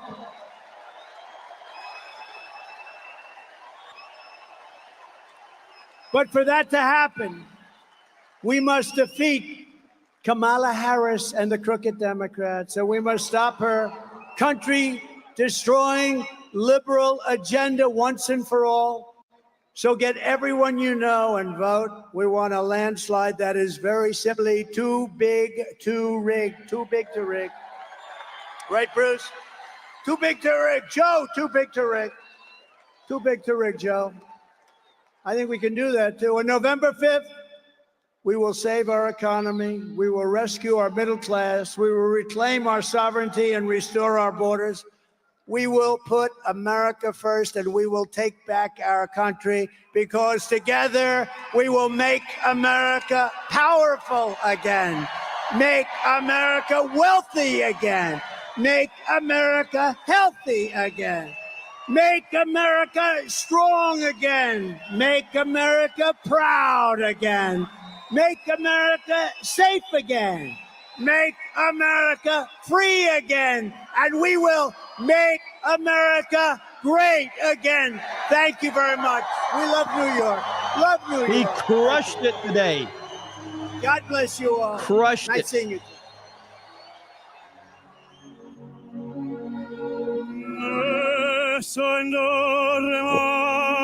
What happened to YMCA? I don't know if I'll get hit for that. So YMCA I haven't been getting hit on that one. But yeah, he crushed it. He crushed it today. And the energy there was off the charts. Let me switch over and see. Is that what they're actually playing? Let's see. I've got this one. No, it looks like they stopped it as soon as he ended on that one. So I don't know if they're playing that or not. Yeah. Okay. Well, all good. Trump crushed it. That was awesome. He was on point. He obviously had a couple of awesome one-liners that are going to get picked up by several people. And I actually retweeted the one right here from ALX. Let's see. Here we go. Right here. This one was fantastic. Here we go.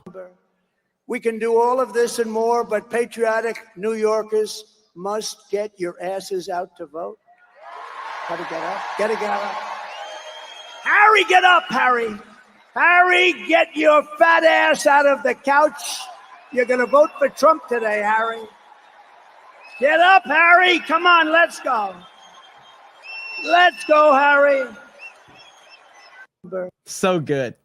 Looks like Greg Kirby, you accidentally got timed out, so you were spamming. I know Greg spams a lot, like when he gets excited, so the mods got you on that one. It's a 24-hour timeout. They didn't mean to, but it happens. You remember, like, what was it, 2 weeks ago? I accidentally banned somebody I actually banned somebody in Jay's chat. I didn't mean to, and I banned somebody that sent Jay like a massive super chat. I was like, whoops, my bad. So it's all good. Greg Kirby's good people, so he'll be back. So but it happens. It's really easy to accidentally ban somebody. The way I just picked up my phone and then I looked over and I saw that I had timed out like somebody that sent Jay like a massive super chat. I'm like, I didn't even mean to. So my bad. But yeah. But he'll be back. We love Greg Kirby. He's good people. All right. First of all, thank you all so much for all of the gifted memberships and all the super chats. Yeah, mad lads. Got a great crowd over on Rumble as well. Hail to the Kick Chat. Hail to Twitter. And yeah, I mean, I thought Trump was really good. And I want to say like this type of shit right here, this type of shit doesn't help Trump at all. Like, I don't even know. I don't like this account Leading Report. I think most of the stuff that they post is bullshit anyway. But when you start seeing this right here, people get complacent, and I really don't like it. And this Leading Report hardly ever sources whenever they get their information from. So like when you see that Trump basically has a landslide right now based on statistics, this doesn't help at all. I don't like that these accounts that, I mean, this has 100,000 likes on Twitter. 100,000 likes. And that right there just gives people the idea that like, well, Trump's just going to dominate. I don't need to go out there and vote. I don't need to go out there and support. And it's like, no, he's down. He's down. This is the Super Bowl. We're the New England Patriots. They're the Atlanta Falcons, and it's 28-3. That's how we have to approach it. This type of shit right here does not help anything. It only hurts everything. So I just, this account is great at getting interactions, but most of the stuff that they post, it seems like bullshit to me. I don't know why this account doesn't get community noted more often, but that's just what I see from my perspective on that. And yeah, Trump, the idea is that Trump is down big time, and we have to continue to operate from that perspective. That's the bottom line there. So look at that. I don't even think I've seen my account usually doesn't have that right there. It usually doesn't say like that I'm live. So that's interesting. So, okay. Usually when I'm live, I don't have that. It says that. Is that something new? Is that like a new feature that that Twitter has added or X has added? I guess we'll see. There's a couple things that I want to talk about really quick that we didn't get to talk about earlier. Check this out. So Trump will be on Gutfeld tonight right here. So check it out.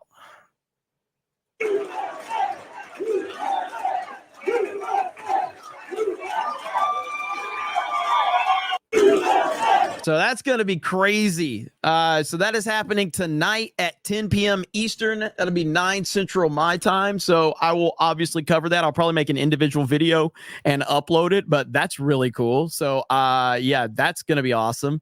I don't know how long he's going to be on, but that's going to be cool.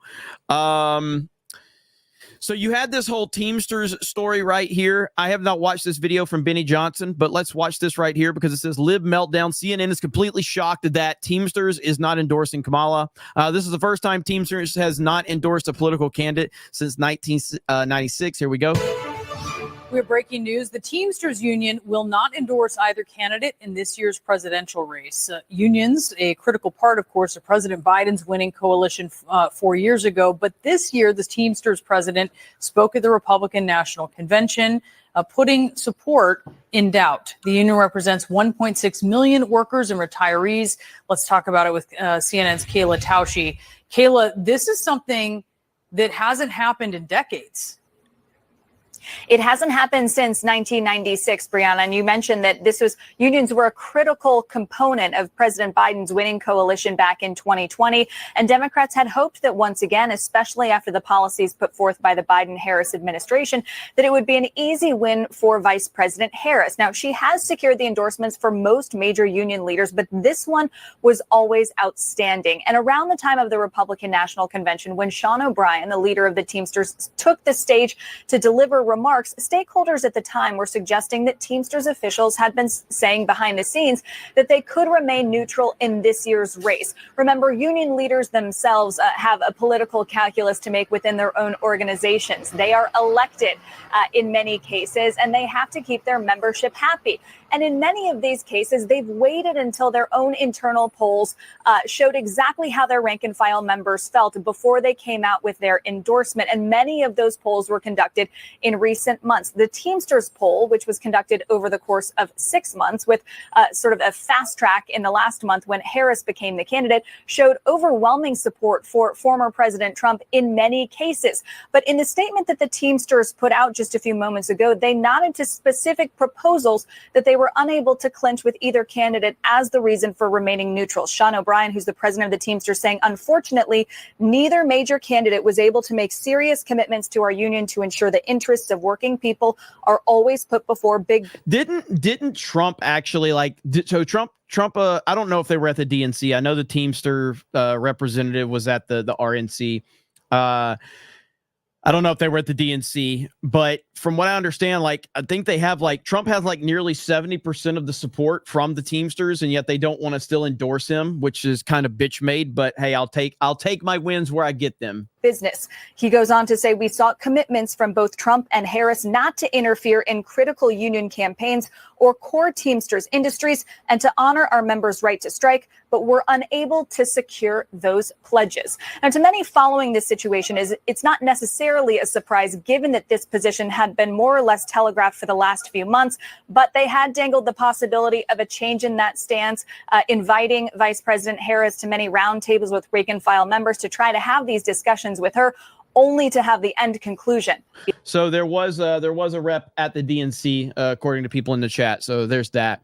So yeah, I mean, that's, to me, it's a big deal though. The fact that they're not endorsing Kamala Harris and the fact that Trump does have the majority of the support. We also had this clip from Patrick Bet David and The Rock. What was The Rock makes me cringe so much because he is the fakest, most pathetic person in all of entertainment. I think he's a phenomenal wrestler. I think he's a phenomenal on the mic. I've been watching wrestling my whole life, and The Rock is one of the greatest of all time, no doubt about it.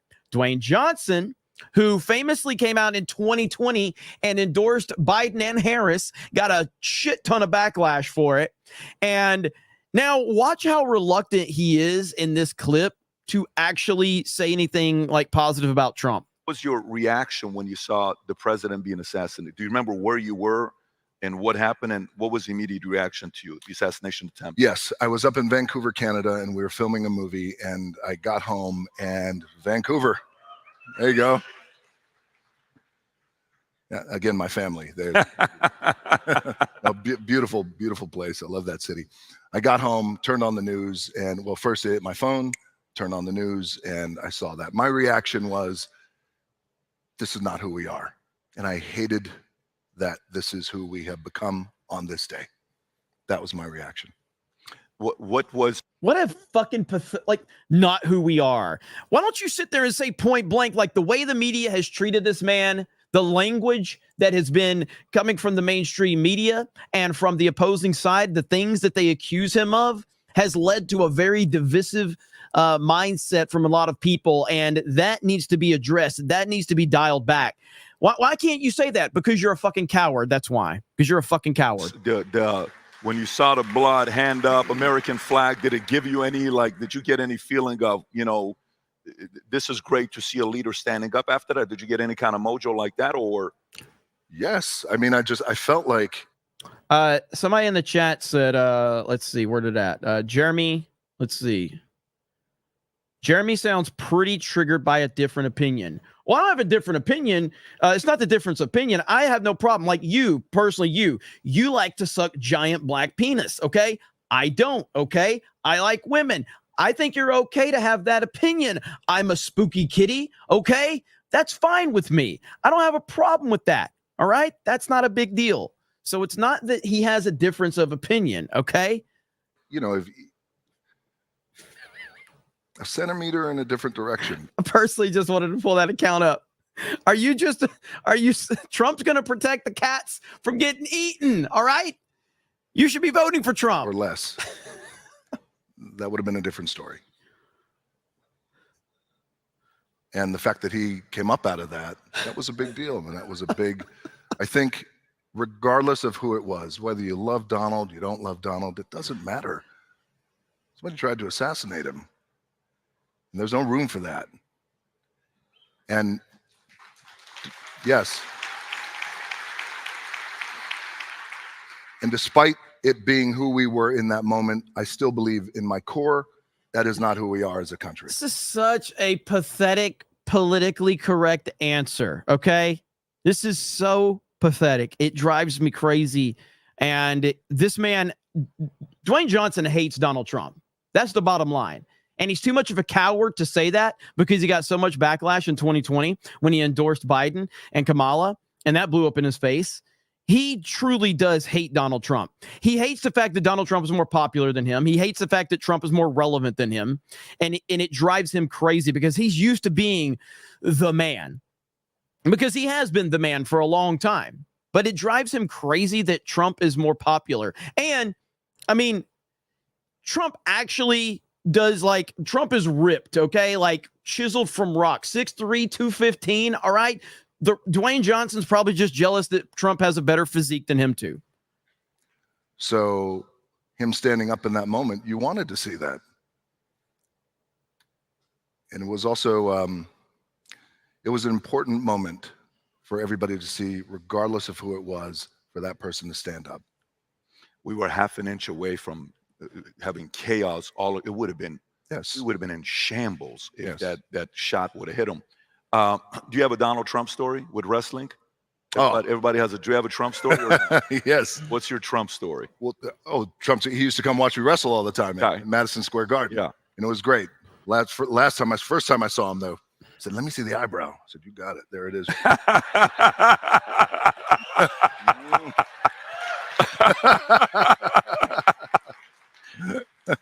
That's cool. So he was a fan. He watched you as a fan. Oh, huge. Yes. Yeah. That's cool. Used to come to Madison Square Garden all the time. Big sports fan. Yeah. If there's one thing you're going to get. That's it. That's all it was. But look, to confirm, and again, that's Trump right there. That's why The Rock is jealous of Trump. Okay. And, Trump doesn't he doesn't brag about it, but that's Trump. That's why The Rock hates him. Okay. That's why The Rock hates him right there. Trump is ripped. 6'3", 215 pounds. And he's a young, vibrant man. That's really what it comes down to. And The Rock really is intimidated by that. I just feel like a young man. I'm so young. I can't believe it. I'm the youngest person. I am a young, vibrant man. I look at Joe. I don't know about him. I don't know. Macho man. The trolling is just so good. The trolling is so good. I'm a young, vibrant man. All right, let's see where we are with all you mad lads here on the super chat side. Let me see if I can get caught up on all of these. Where are we at? There's a lot. You, me in the movie says, did you see the Teamsters tweets today? I did. Chris Rose says they found the crazy guy that shot up I-75 in Kentucky dead a little while ago, if no one heard yet. Hail the snake pit. Hail the fellowship. Dan is gay. Mike says, I also saw that Trump will be on Gutfeld tonight. Yes, looking forward to it. Golden Nugget says, no snake eyes is Asian plus Titanfall. Bad. Hate speech. Dougie B, I got that one. Donut Lord, I got that one earlier. Let's see. Skip over some of these because I got all these. Let's see. Here we go. Lord Botha says, I'm beginning to believe we're winning this thing, Jeremy, and not just the election, but the culture.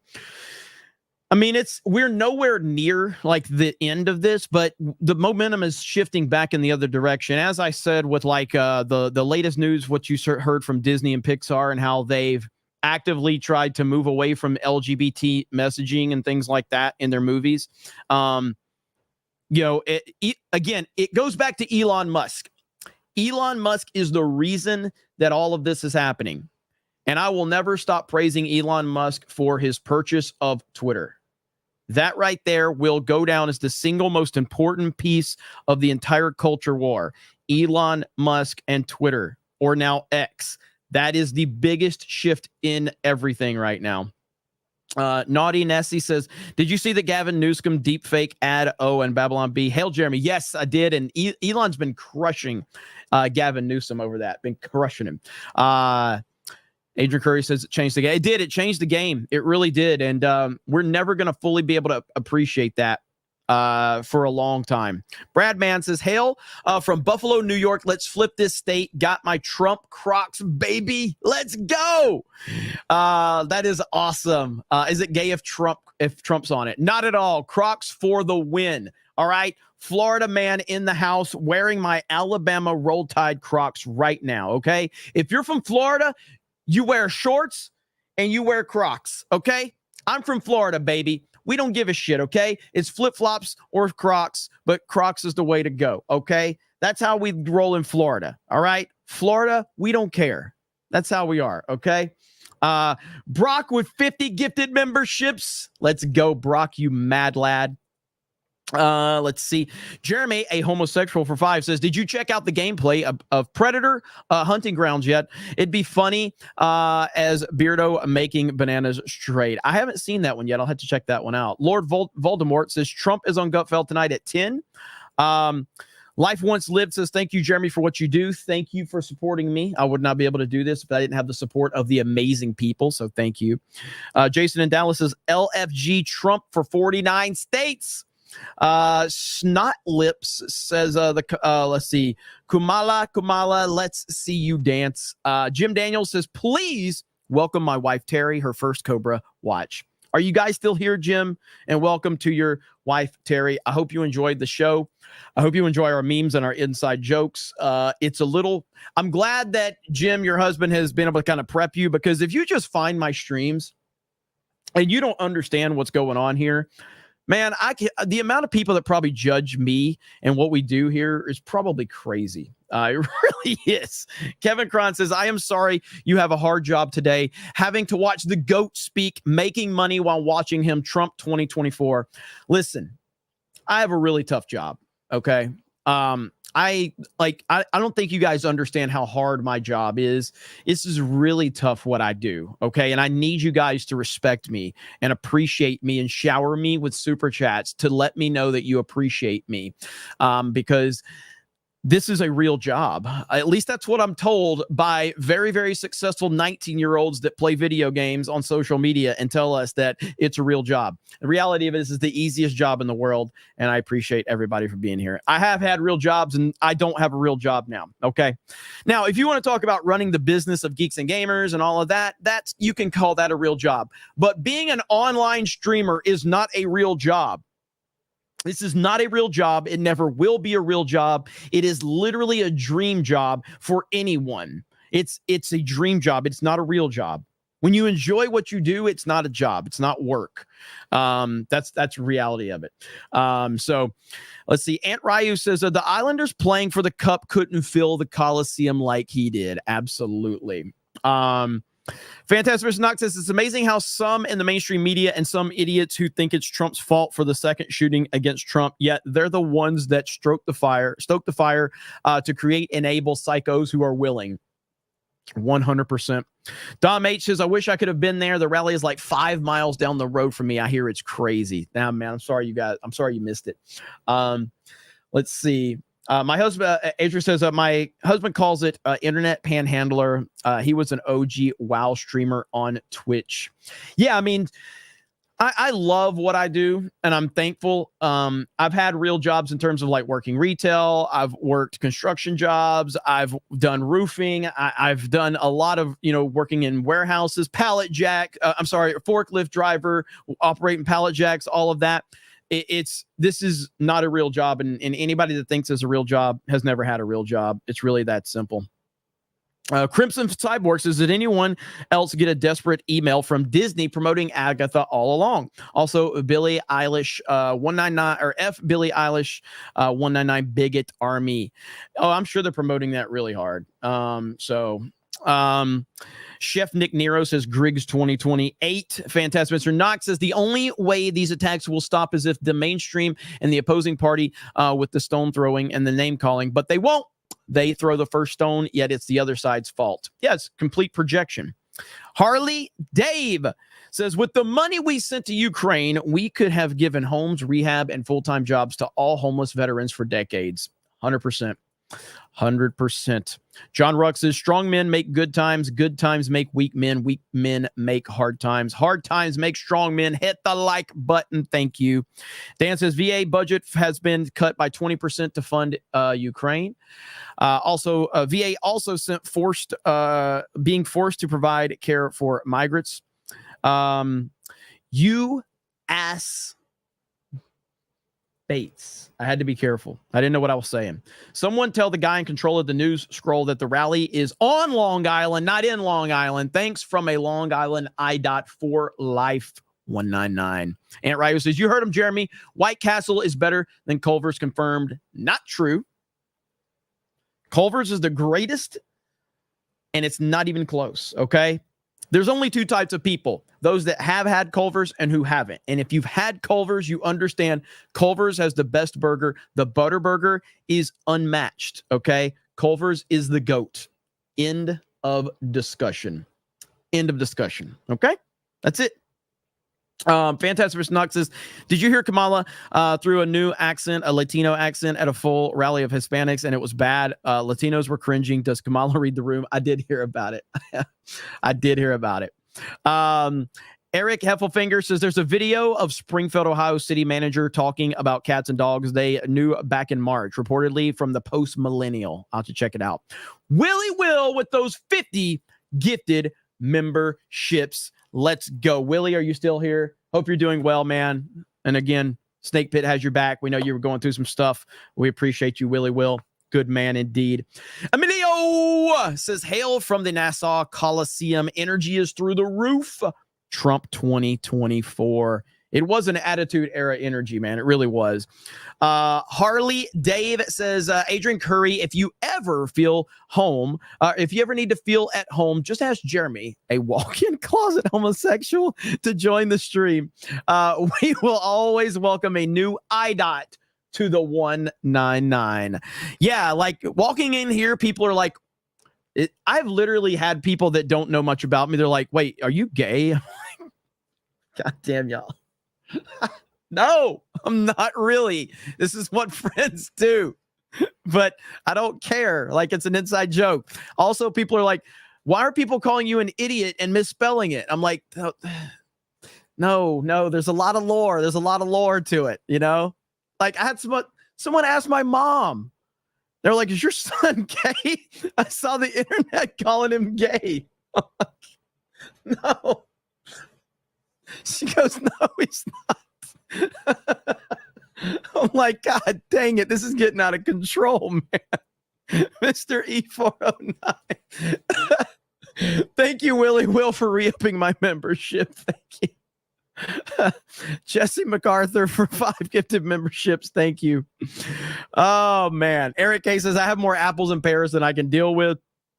Savage Talk says, I sent you the best ever Trump as King of New York thumbnails on Twix. Beardo is a fig. Please give a shout out to my new show, Riffs, on YouTube, please. RIFTS. Riffs from Savage Talk. And I did see those thumbnails, man, and they look really good. I'll probably use those. Double Hawk says, shout out to one of the best political streamers, Jeremy Piker. I mean Prime. There you go.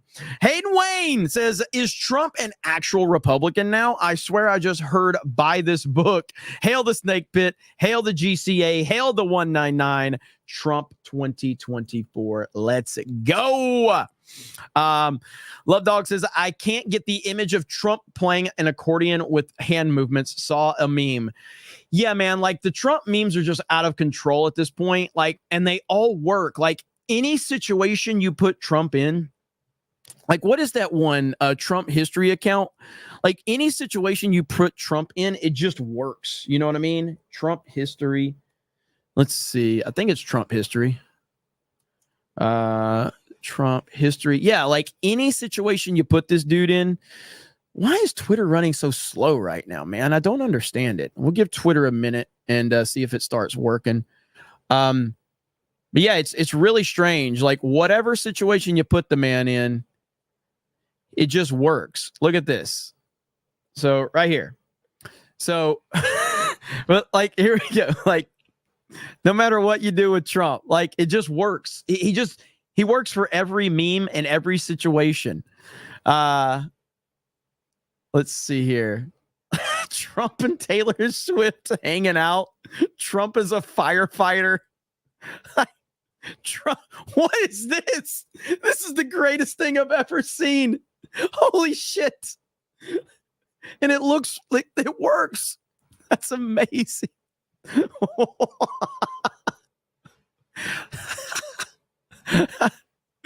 Kamala cooking a cat.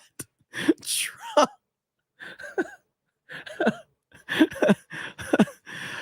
Now that's not a meme. That's a real picture, actually. That's a real picture of Donald Trump. Okay, that I have confirmed that is a real picture of Donald Trump right there. But like they all just work. I don't know why. Look at what is this? What is this?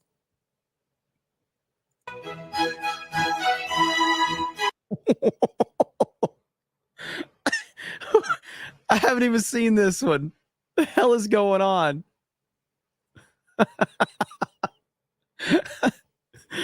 Oh man. It's fantastic. But yeah, man, you just oh God.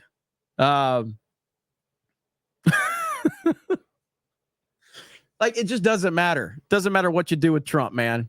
He's just going to the memes are glorious. So anyway, that's Trump history on Twitter. And why is this? Yeah, like that. It works. It just works. No matter what situation you put this man in. Look what you created, love dogs. Look what you created with all that. So Stuart becomes a member. Thank you, Stuart. Harley Dave says Trump in New York is wild. He's so brutally honest because he knows that New Yorkers understand. LFG. Let's fucking go. Hail 199. Hail IDOT. Hail Jeremy, a homosexual who wears hoodies. Crimson Cyborg says Farmington, New Mexico is invaded with Zetas cartel. Democratic governor won't talk about crime and killing in Farmington, New Mexico. PSA. That doesn't surprise me at all. Let's see here. Troy News says if CNN, MSNBC, ABC, if CNN, MSNBC, ABC, NBC, CBS, PBS, and Fox were on to air this rally unedited and in full, Trump would win in a landslide, no contest, 100%. Mike says Ted Cruz quote tweets a clip of Kamala speaking in Latina accent saying that's Latinx based Mage 2024. Sierra Tan says Trump 2024 LFG. Kelly R says 12 levels of plausible deniability. That's how our government works against us. 100% accurate. Lord Botha says you're a Trump voter, Harry. Harley Dave. Harley Dave has been dropping bombs today, by the way. Salute to Harvey Dave. We need to take our country back. We've been invaded by violence. Get out of the bed, Harry. Andrew CR says, so Beardo is called Harry. The more you know. Harley Dave says, we support you, Jeremy. A multi-dimensional overboard, the movie adaptive closet homosexual. Good Lord, it just keeps getting more complicated. The Raven and Writing Desk says, I trust voting in California by mail for real. What are your thoughts on mail-in ballots? This chat makes this recovering socialist feel welcomed. Thanks, chat. Yeah, I mean, and I think you're asking a genuine question. And like I said, like even like Alex McCarthy answered earlier, like if you have the ability, then vote in person is my opinion. I'm not a mail-in voter supporter, but if there are certain people that need to do that because of certain restrictions, but overall, if you have the ability to vote in person, vote in person. End of discussion. Dude Man says, I seriously don't understand how anyone can hate this man. Disagree with him. Okay, I get that. But damn, Trump really does love this country and all the people in it. He absolutely does. And Dude Man became a member. Thank you. The dude says, we need every vote, every single vote. The only thing we have left is Dominion scam voting. Make it such a margin that they can't cheat. Agreed. Beastie Man says, I ran away. Okay, that was a terrible. I had to. Alex McCarthy, this is what I was talking about earlier. Unfortunately, he can't because he can't vote in person because he's paralyzed, and unfortunately can't find a van to fit his wheelchair. 199 IDOT Trump 2024. Alex McCarthy's good peeps, man. He's been through a lot. Let's see. Thank you for joining us. I'm going to highlight it. Let's see. Thank you for joining us. We appreciate it. Hail. And yeah, she has a lot of good takes during the chat. It gives us a lot of perspective from the, her perspective on things, which is very valuable. Firefox says, but do you think Space Invaders X on PS1 will help Trump get elected like it helped Space Invaders break $1 billion? I have not laughed so hard, man. That was the best thing ever. Grand Potato says, Jeremy, as a paying member of Geeks and Gamers, you're fired. You guys can fire me. GMU alum says, we will not let Kamala fail her way upward this time. Hail. Troy News says, I'm praying Trump announces no taxes on 401ks or IRA retirement accounts in addition to his no tax on tips, overtime, Social Security, and tips. Yeah, he's getting pretty ballsy about all this stuff, man. It's wild. Disco Cobra in the house. What's up, Disco Cobra? Let's see. The core reasons I continue to follow you and others on this platform is the unapologetic nature, always transparent when it's needed, but never making anything too personal. Straight shooters as it should be. Thank you, Disco Cobra. You've been following for a while too. I know you got multiple of the Flex Fit hats. That campaign closed last night, so I really appreciate you, Disco Cobra. I hope you enjoy your Geeks and Gamers Flex Fit hat. Good man right there. Hangry is angry says, damn Skippy, making America great again. He can't say it enough. Keep doing what you're doing, Jeremy. Thank you, man. I appreciate that. Maximus VT says, where my breeds at? Eric K says, Abu, he died like a dog. Crying Abu, we called him. Oh, I love that clip of Trump saying that. Christopher Gonzalez is coming at you with another video. And today, thank you to the person who gifted me membership. Hail the 199. Thank you, Christopher Gonzalez. Kenny Cap says, this is one of the best Trump rally speeches in a long time of all time. And he saved it for his home state. Go for it. Yeah, exactly, man. Troy News says, Trump is 1000% on Gutfeld tonight. I will be tuning in and I will make a video on that. Grand Potato says, Jeremy is Banhammer happy. Kenny says, I said go Fred in my last 5 dono. I meant go Harry. Yeah, I was wondering. I was like, what did you mean by that? So go Harry. I got you. Dude Man says, tell me you're voting for Trump without telling me you're voting for Trump. That is all of us right here. Anyway, Leighton Hallman says, it's sad I'm from Oregon and not from Portland. It would be hard. It would be a hard red state. Eric K says, why are her eyes so far apart? She looks like a fish. Let's see. Eric K says, I wonder if The Rock went to Diddy parties like LeBron bragged about his parties. Probably. Rabbit says Kamala equals cum dog millionaire. Yasuke says, what's wrong with big black? Good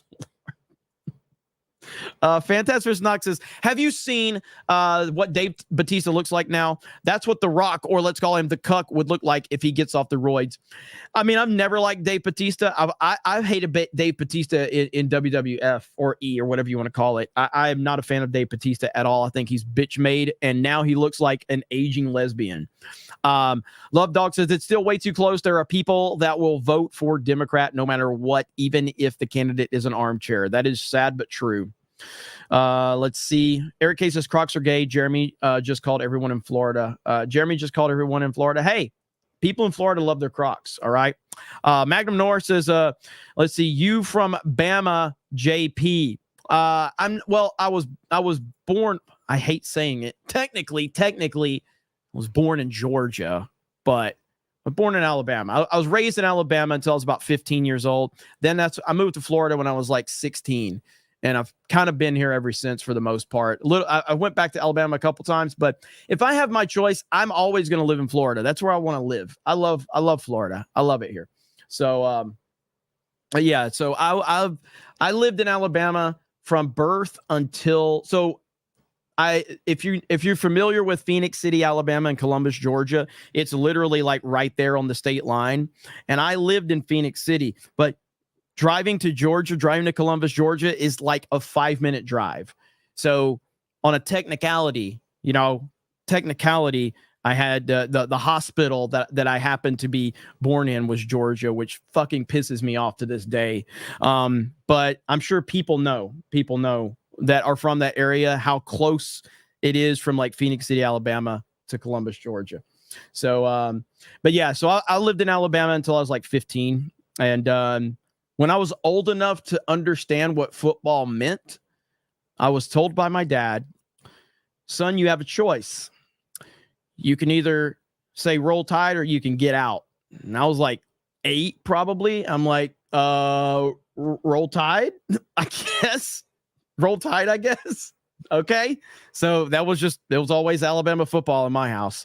February 14th says, you're my main source of political news, but I'm also an arsler, so don't let it impact your ego.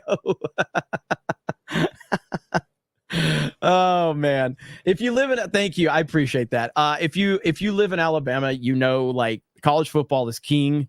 That's all that matters. That's a religion. Okay. It's college football in the South is a religion. It's not just Alabama, because it's like that way in Georgia. It's that way in South Carolina. It's that way in Louisiana. It's that way in Florida. College football is king. Okay. That is because we didn't have a professional team in Alabama. So it was always college football for me. Aquil P2 says, remember how Trump was supposed to be hauled off to Rikers Island today? Yet here he is crushing it at a rally in Long Island. God is watching over him 100%. Same with Texas. You're correct about that. Although high school football in Texas is huge as well. But yeah, college football is huge in Texas. Jared the American says Chick-fil-A sauce or cane sauce, Jeremy. Ooh, well, it depends on which Chick-fil-A sauce you're talking about, because they have this honey roasted barbecue sauce. I don't know if you guys know what I'm talking about. Hang on. So it's Chick-fil-A honey roasted barbecue sauce, and it's amazing. Let's see. Yeah, this stuff right here. Open in new link. Oh, you can just buy it? Hell, I might just buy some of it right now. But this stuff right here, that honey roasted barbecue is so good. But with that said, I think I'm going to have to take the cane sauce. If I do a poll, Chick-fil-A is going to dominate, because Chick-fil-A is a national chain that everybody has been to. So there's not going to be like a competition. Like Chick-fil-A is going to crush Raising Cane's, because most people haven't. I'm not saying most people, but more people have experienced Chick-fil-A is all I'm saying. Yeah, for me though, I would have to go with the cane sauce. Yeah, I have to go with cane sauce. TC Josh says, we just got a Culver's in Callaway. That place is dangerously good. Callaway, like Callaway, Florida? Like, are you talking near Panama City? Josh, is that what you're talking about? Because I'm very familiar with that area. And yes, Culver's is stupidly good. Like, I think they put crack in their burgers, okay? Like, it's insane. It's so good. Slain Hope says, never forget that Biden bought the vote by promising everyone $2,000 checks and then only gave them $1,400. Inflation has cost us much more than $2,000. Yes, he did.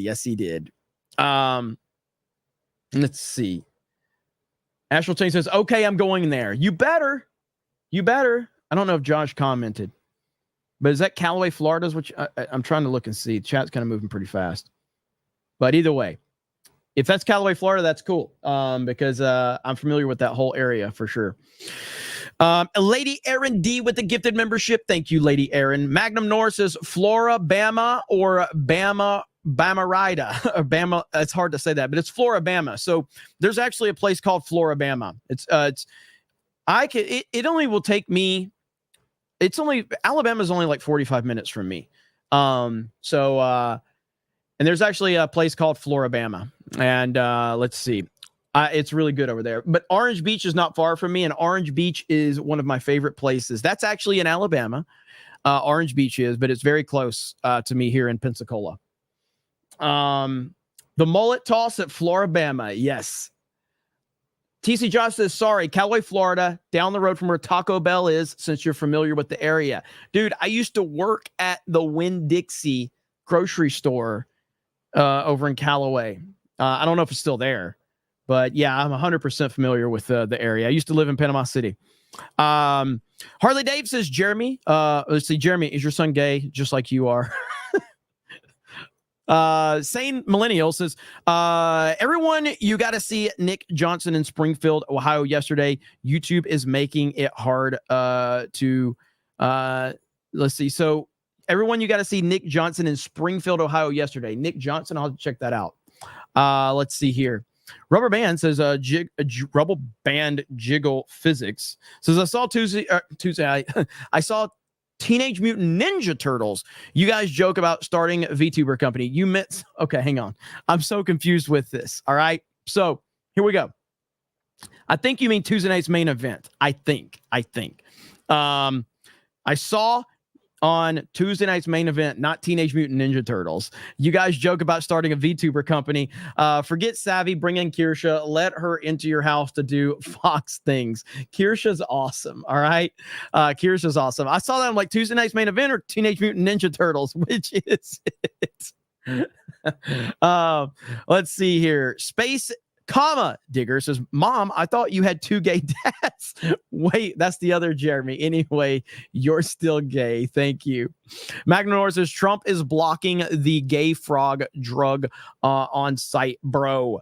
Magnum Norris on it as always. Somebody says membership me. There's been a lot of gifties flying today.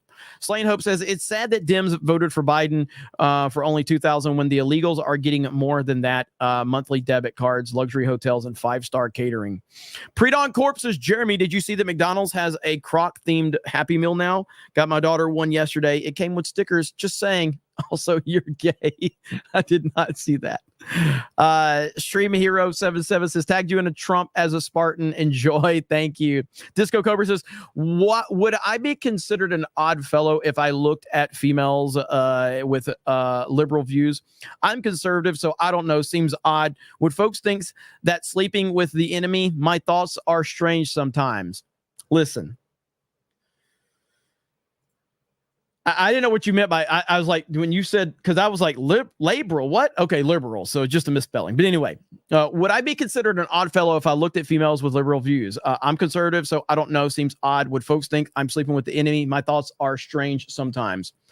Ultimately, it all comes down to how hot a chick is. Okay. So really, it's going to be a case by case. If she's hot enough, it's worth dealing with the crazy, at least for a little while. Okay. So there you go. Let's see. Eric K says, Jeremy is really a dog. Coach sipping Jamba Juice for 5 says, Florida seems to have the most big butt women. Truly, that's why I like Florida. JMNZZ450 says, Dwayne Johnson loves overtly gay affection. I think he is legitimately gay. All right, I do. I think Dwayne Johnson is legitimately gay. So he's just a weird cat, man. I don't like him. Black Kane says, look up JD Vance, Buck Hunter. Sally Ito says, what's the best burger at Culver's? I've never been, and I'm going to Universal Orlando late October. The Butterburger. The Butterburger is the greatest. Okay. It's the greatest. Grand Potato says, we don't have Chick-fil-A in Alaska, you fig. There's no Chick-fil-A's in Alaska. I still want to go to Juneau, Alaska. I want to go. I've never been to Juneau, Alaska. I want to go. Over on Rumble says, JD Core says, Jeremy's favorite candidate is Tampon Tim. It helps him with Crimson Tide. Tide flow. V6 Neon says, good morning from the UK. Let's see. Mossad calling, paging the nutters earlier, making them fall in line with their woke Westies, changing from roosters to hens with single ping. 199 UK division. I dig that. I like how you put 199 UK division. I respect the hell out of that. That's awesome. Aberjam says, tired of getting your super chat censored by YouTube, tired of spending $20 per character? Join Rumble, where you can buy 200 characters for any amount, and you can straight up call Jeremy a cunt. I'll say that. Vault 95, me getting called a cunt is far nicer than most of the things that I get called on YouTube anyway. Vault 95 says, could you teach Beardo how to do Rumble live stream so I can make fun of him over here? Also ask him gym questions. I will do my best. Aberjam says, I love being British. I can nip out a fig while waiting for my figs to cook and come back all figged out without anyone batting an eye. Vault 95, what is all going on in my chat? Is Krista here? Chat's going crazy. Vault 95 says, look at the Trump crowd, just massive. Remember how the Kamala had big crowds until people found several audience members with 2 necks, 3 arms, and 3 eyeballs? She hasn't had rallies since. I know. Vault 95 says, gaming stream tonight. It's been so long. Your people are starving. I don't know if I'll have time tonight. I got to make videos. Vault 95 says, Trump mentioned other nations emptying their prisons and sending them to USA. Another way of looking at it is there United States now just another Australia, the world's prisoner colony. V6 Neon says Dwayne Johnson isn't the Rock as he crumbled. He knows if he keeps bad-mouthing Trump and MAGA, he's never going to get work or worshipped. He has seen the train coming and the tracks nonstop. Vault 95 says call Beardo, tell him he's gay, and he has until the weekend to start playing Half-Life 2 or else he's fired. Vault 95 says last night's Tuesday night's main event was the funniest one yet. Shave your beard, Beardo. Shave your beard. Shut up. Yeah, over on Geeks and Gamers clips, that clip that Danky put is great. Bro had a meltdown. Can I play the clip? Let me see if I have that clip. This is on Geeks and Gamers clips, right? Let's see. Geeks and Gamers clips. I was crying, bro. I was legitimately crying. Is this it right here? Yeah, here it is. This was the funniest shit ever, dude.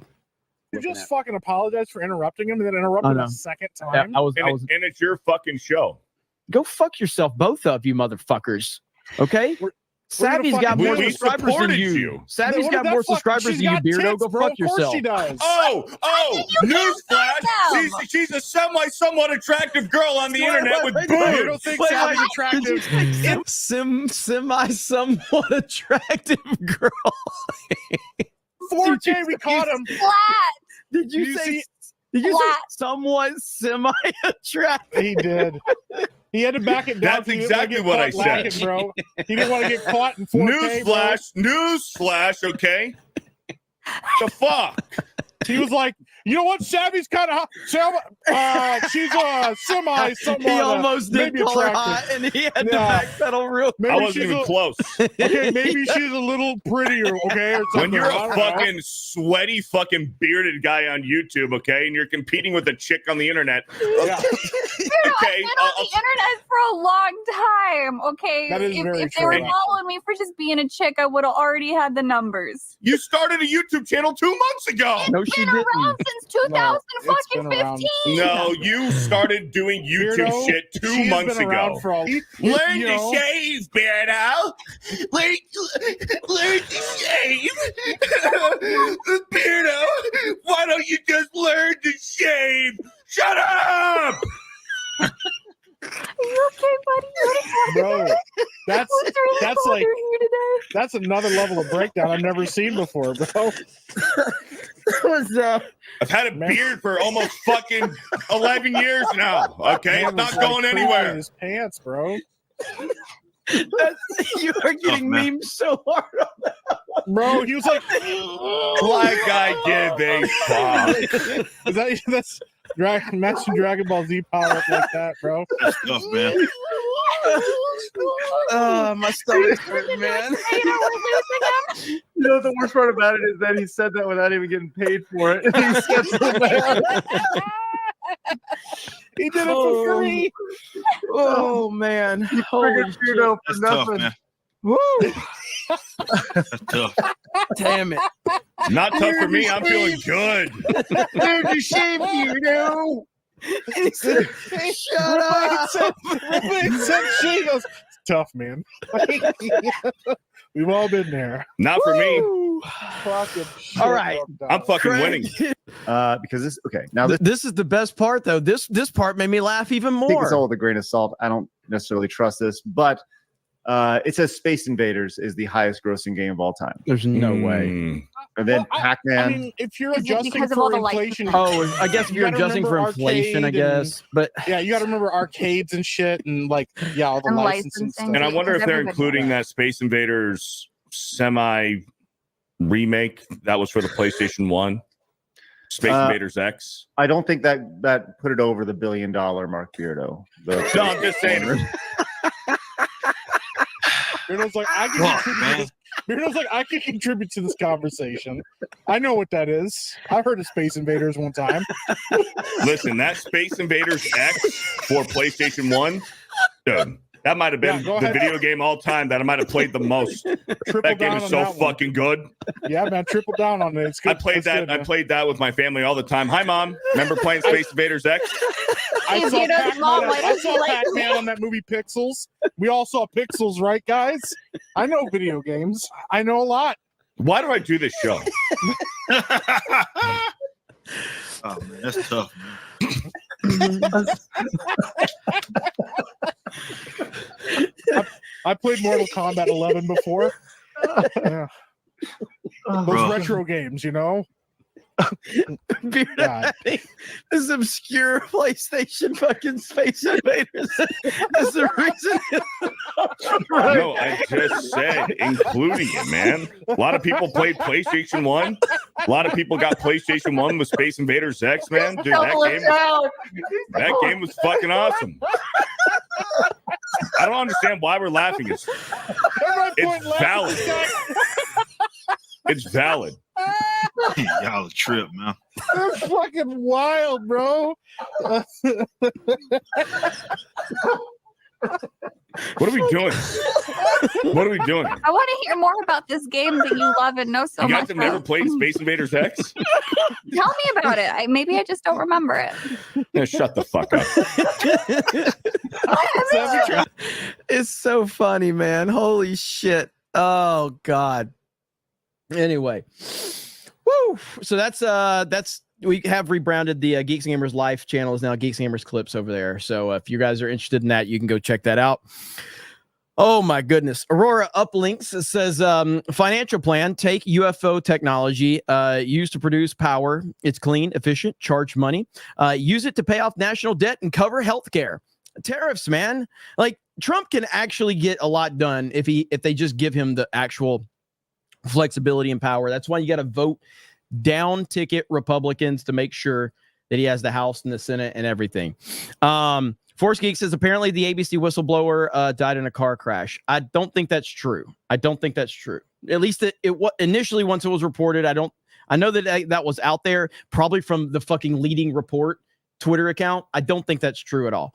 Elena Walker says there's a Chick-fil-A and a Cane's in Anchorage, Alaska, which is 5 hours from me. Everything good is in Anchorage. I hate it. Noted. There we go. Let's see. Risa Faye says, I watched Tuesday night's main event in full 2 times. I was dying at work and getting the side eyes from coworkers. It was worth it. So effing funny. I'm so glad you guys enjoyed it. But okay, so I have got to get to work. I'm going to cover the Gutfeld appearance tonight. But I can't react to it live because I do have something else I have to do. But I got to make videos for this channel so we can get it growing again. As a matter of fact, this channel is closing in on 143,000. So we need 70 more subscribers and we will be at 143,000. So there we go. Tweetatone is mad at me, of course. So there you go.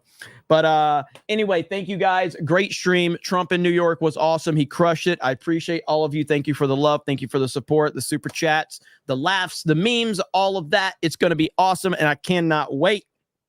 So appreciate all of you. I hope you have a great day and we'll talk to all of you later, and look for an upload a little bit later tonight on this channel, and also on the Geeks and Gamers channel, because we got to make more videos to grow the channel. So thank you guys. Love you all.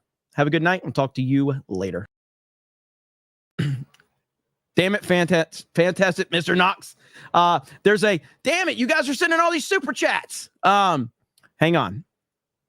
There's a Chick-fil-A here in Australia, but it's 9 hours away. RIP me.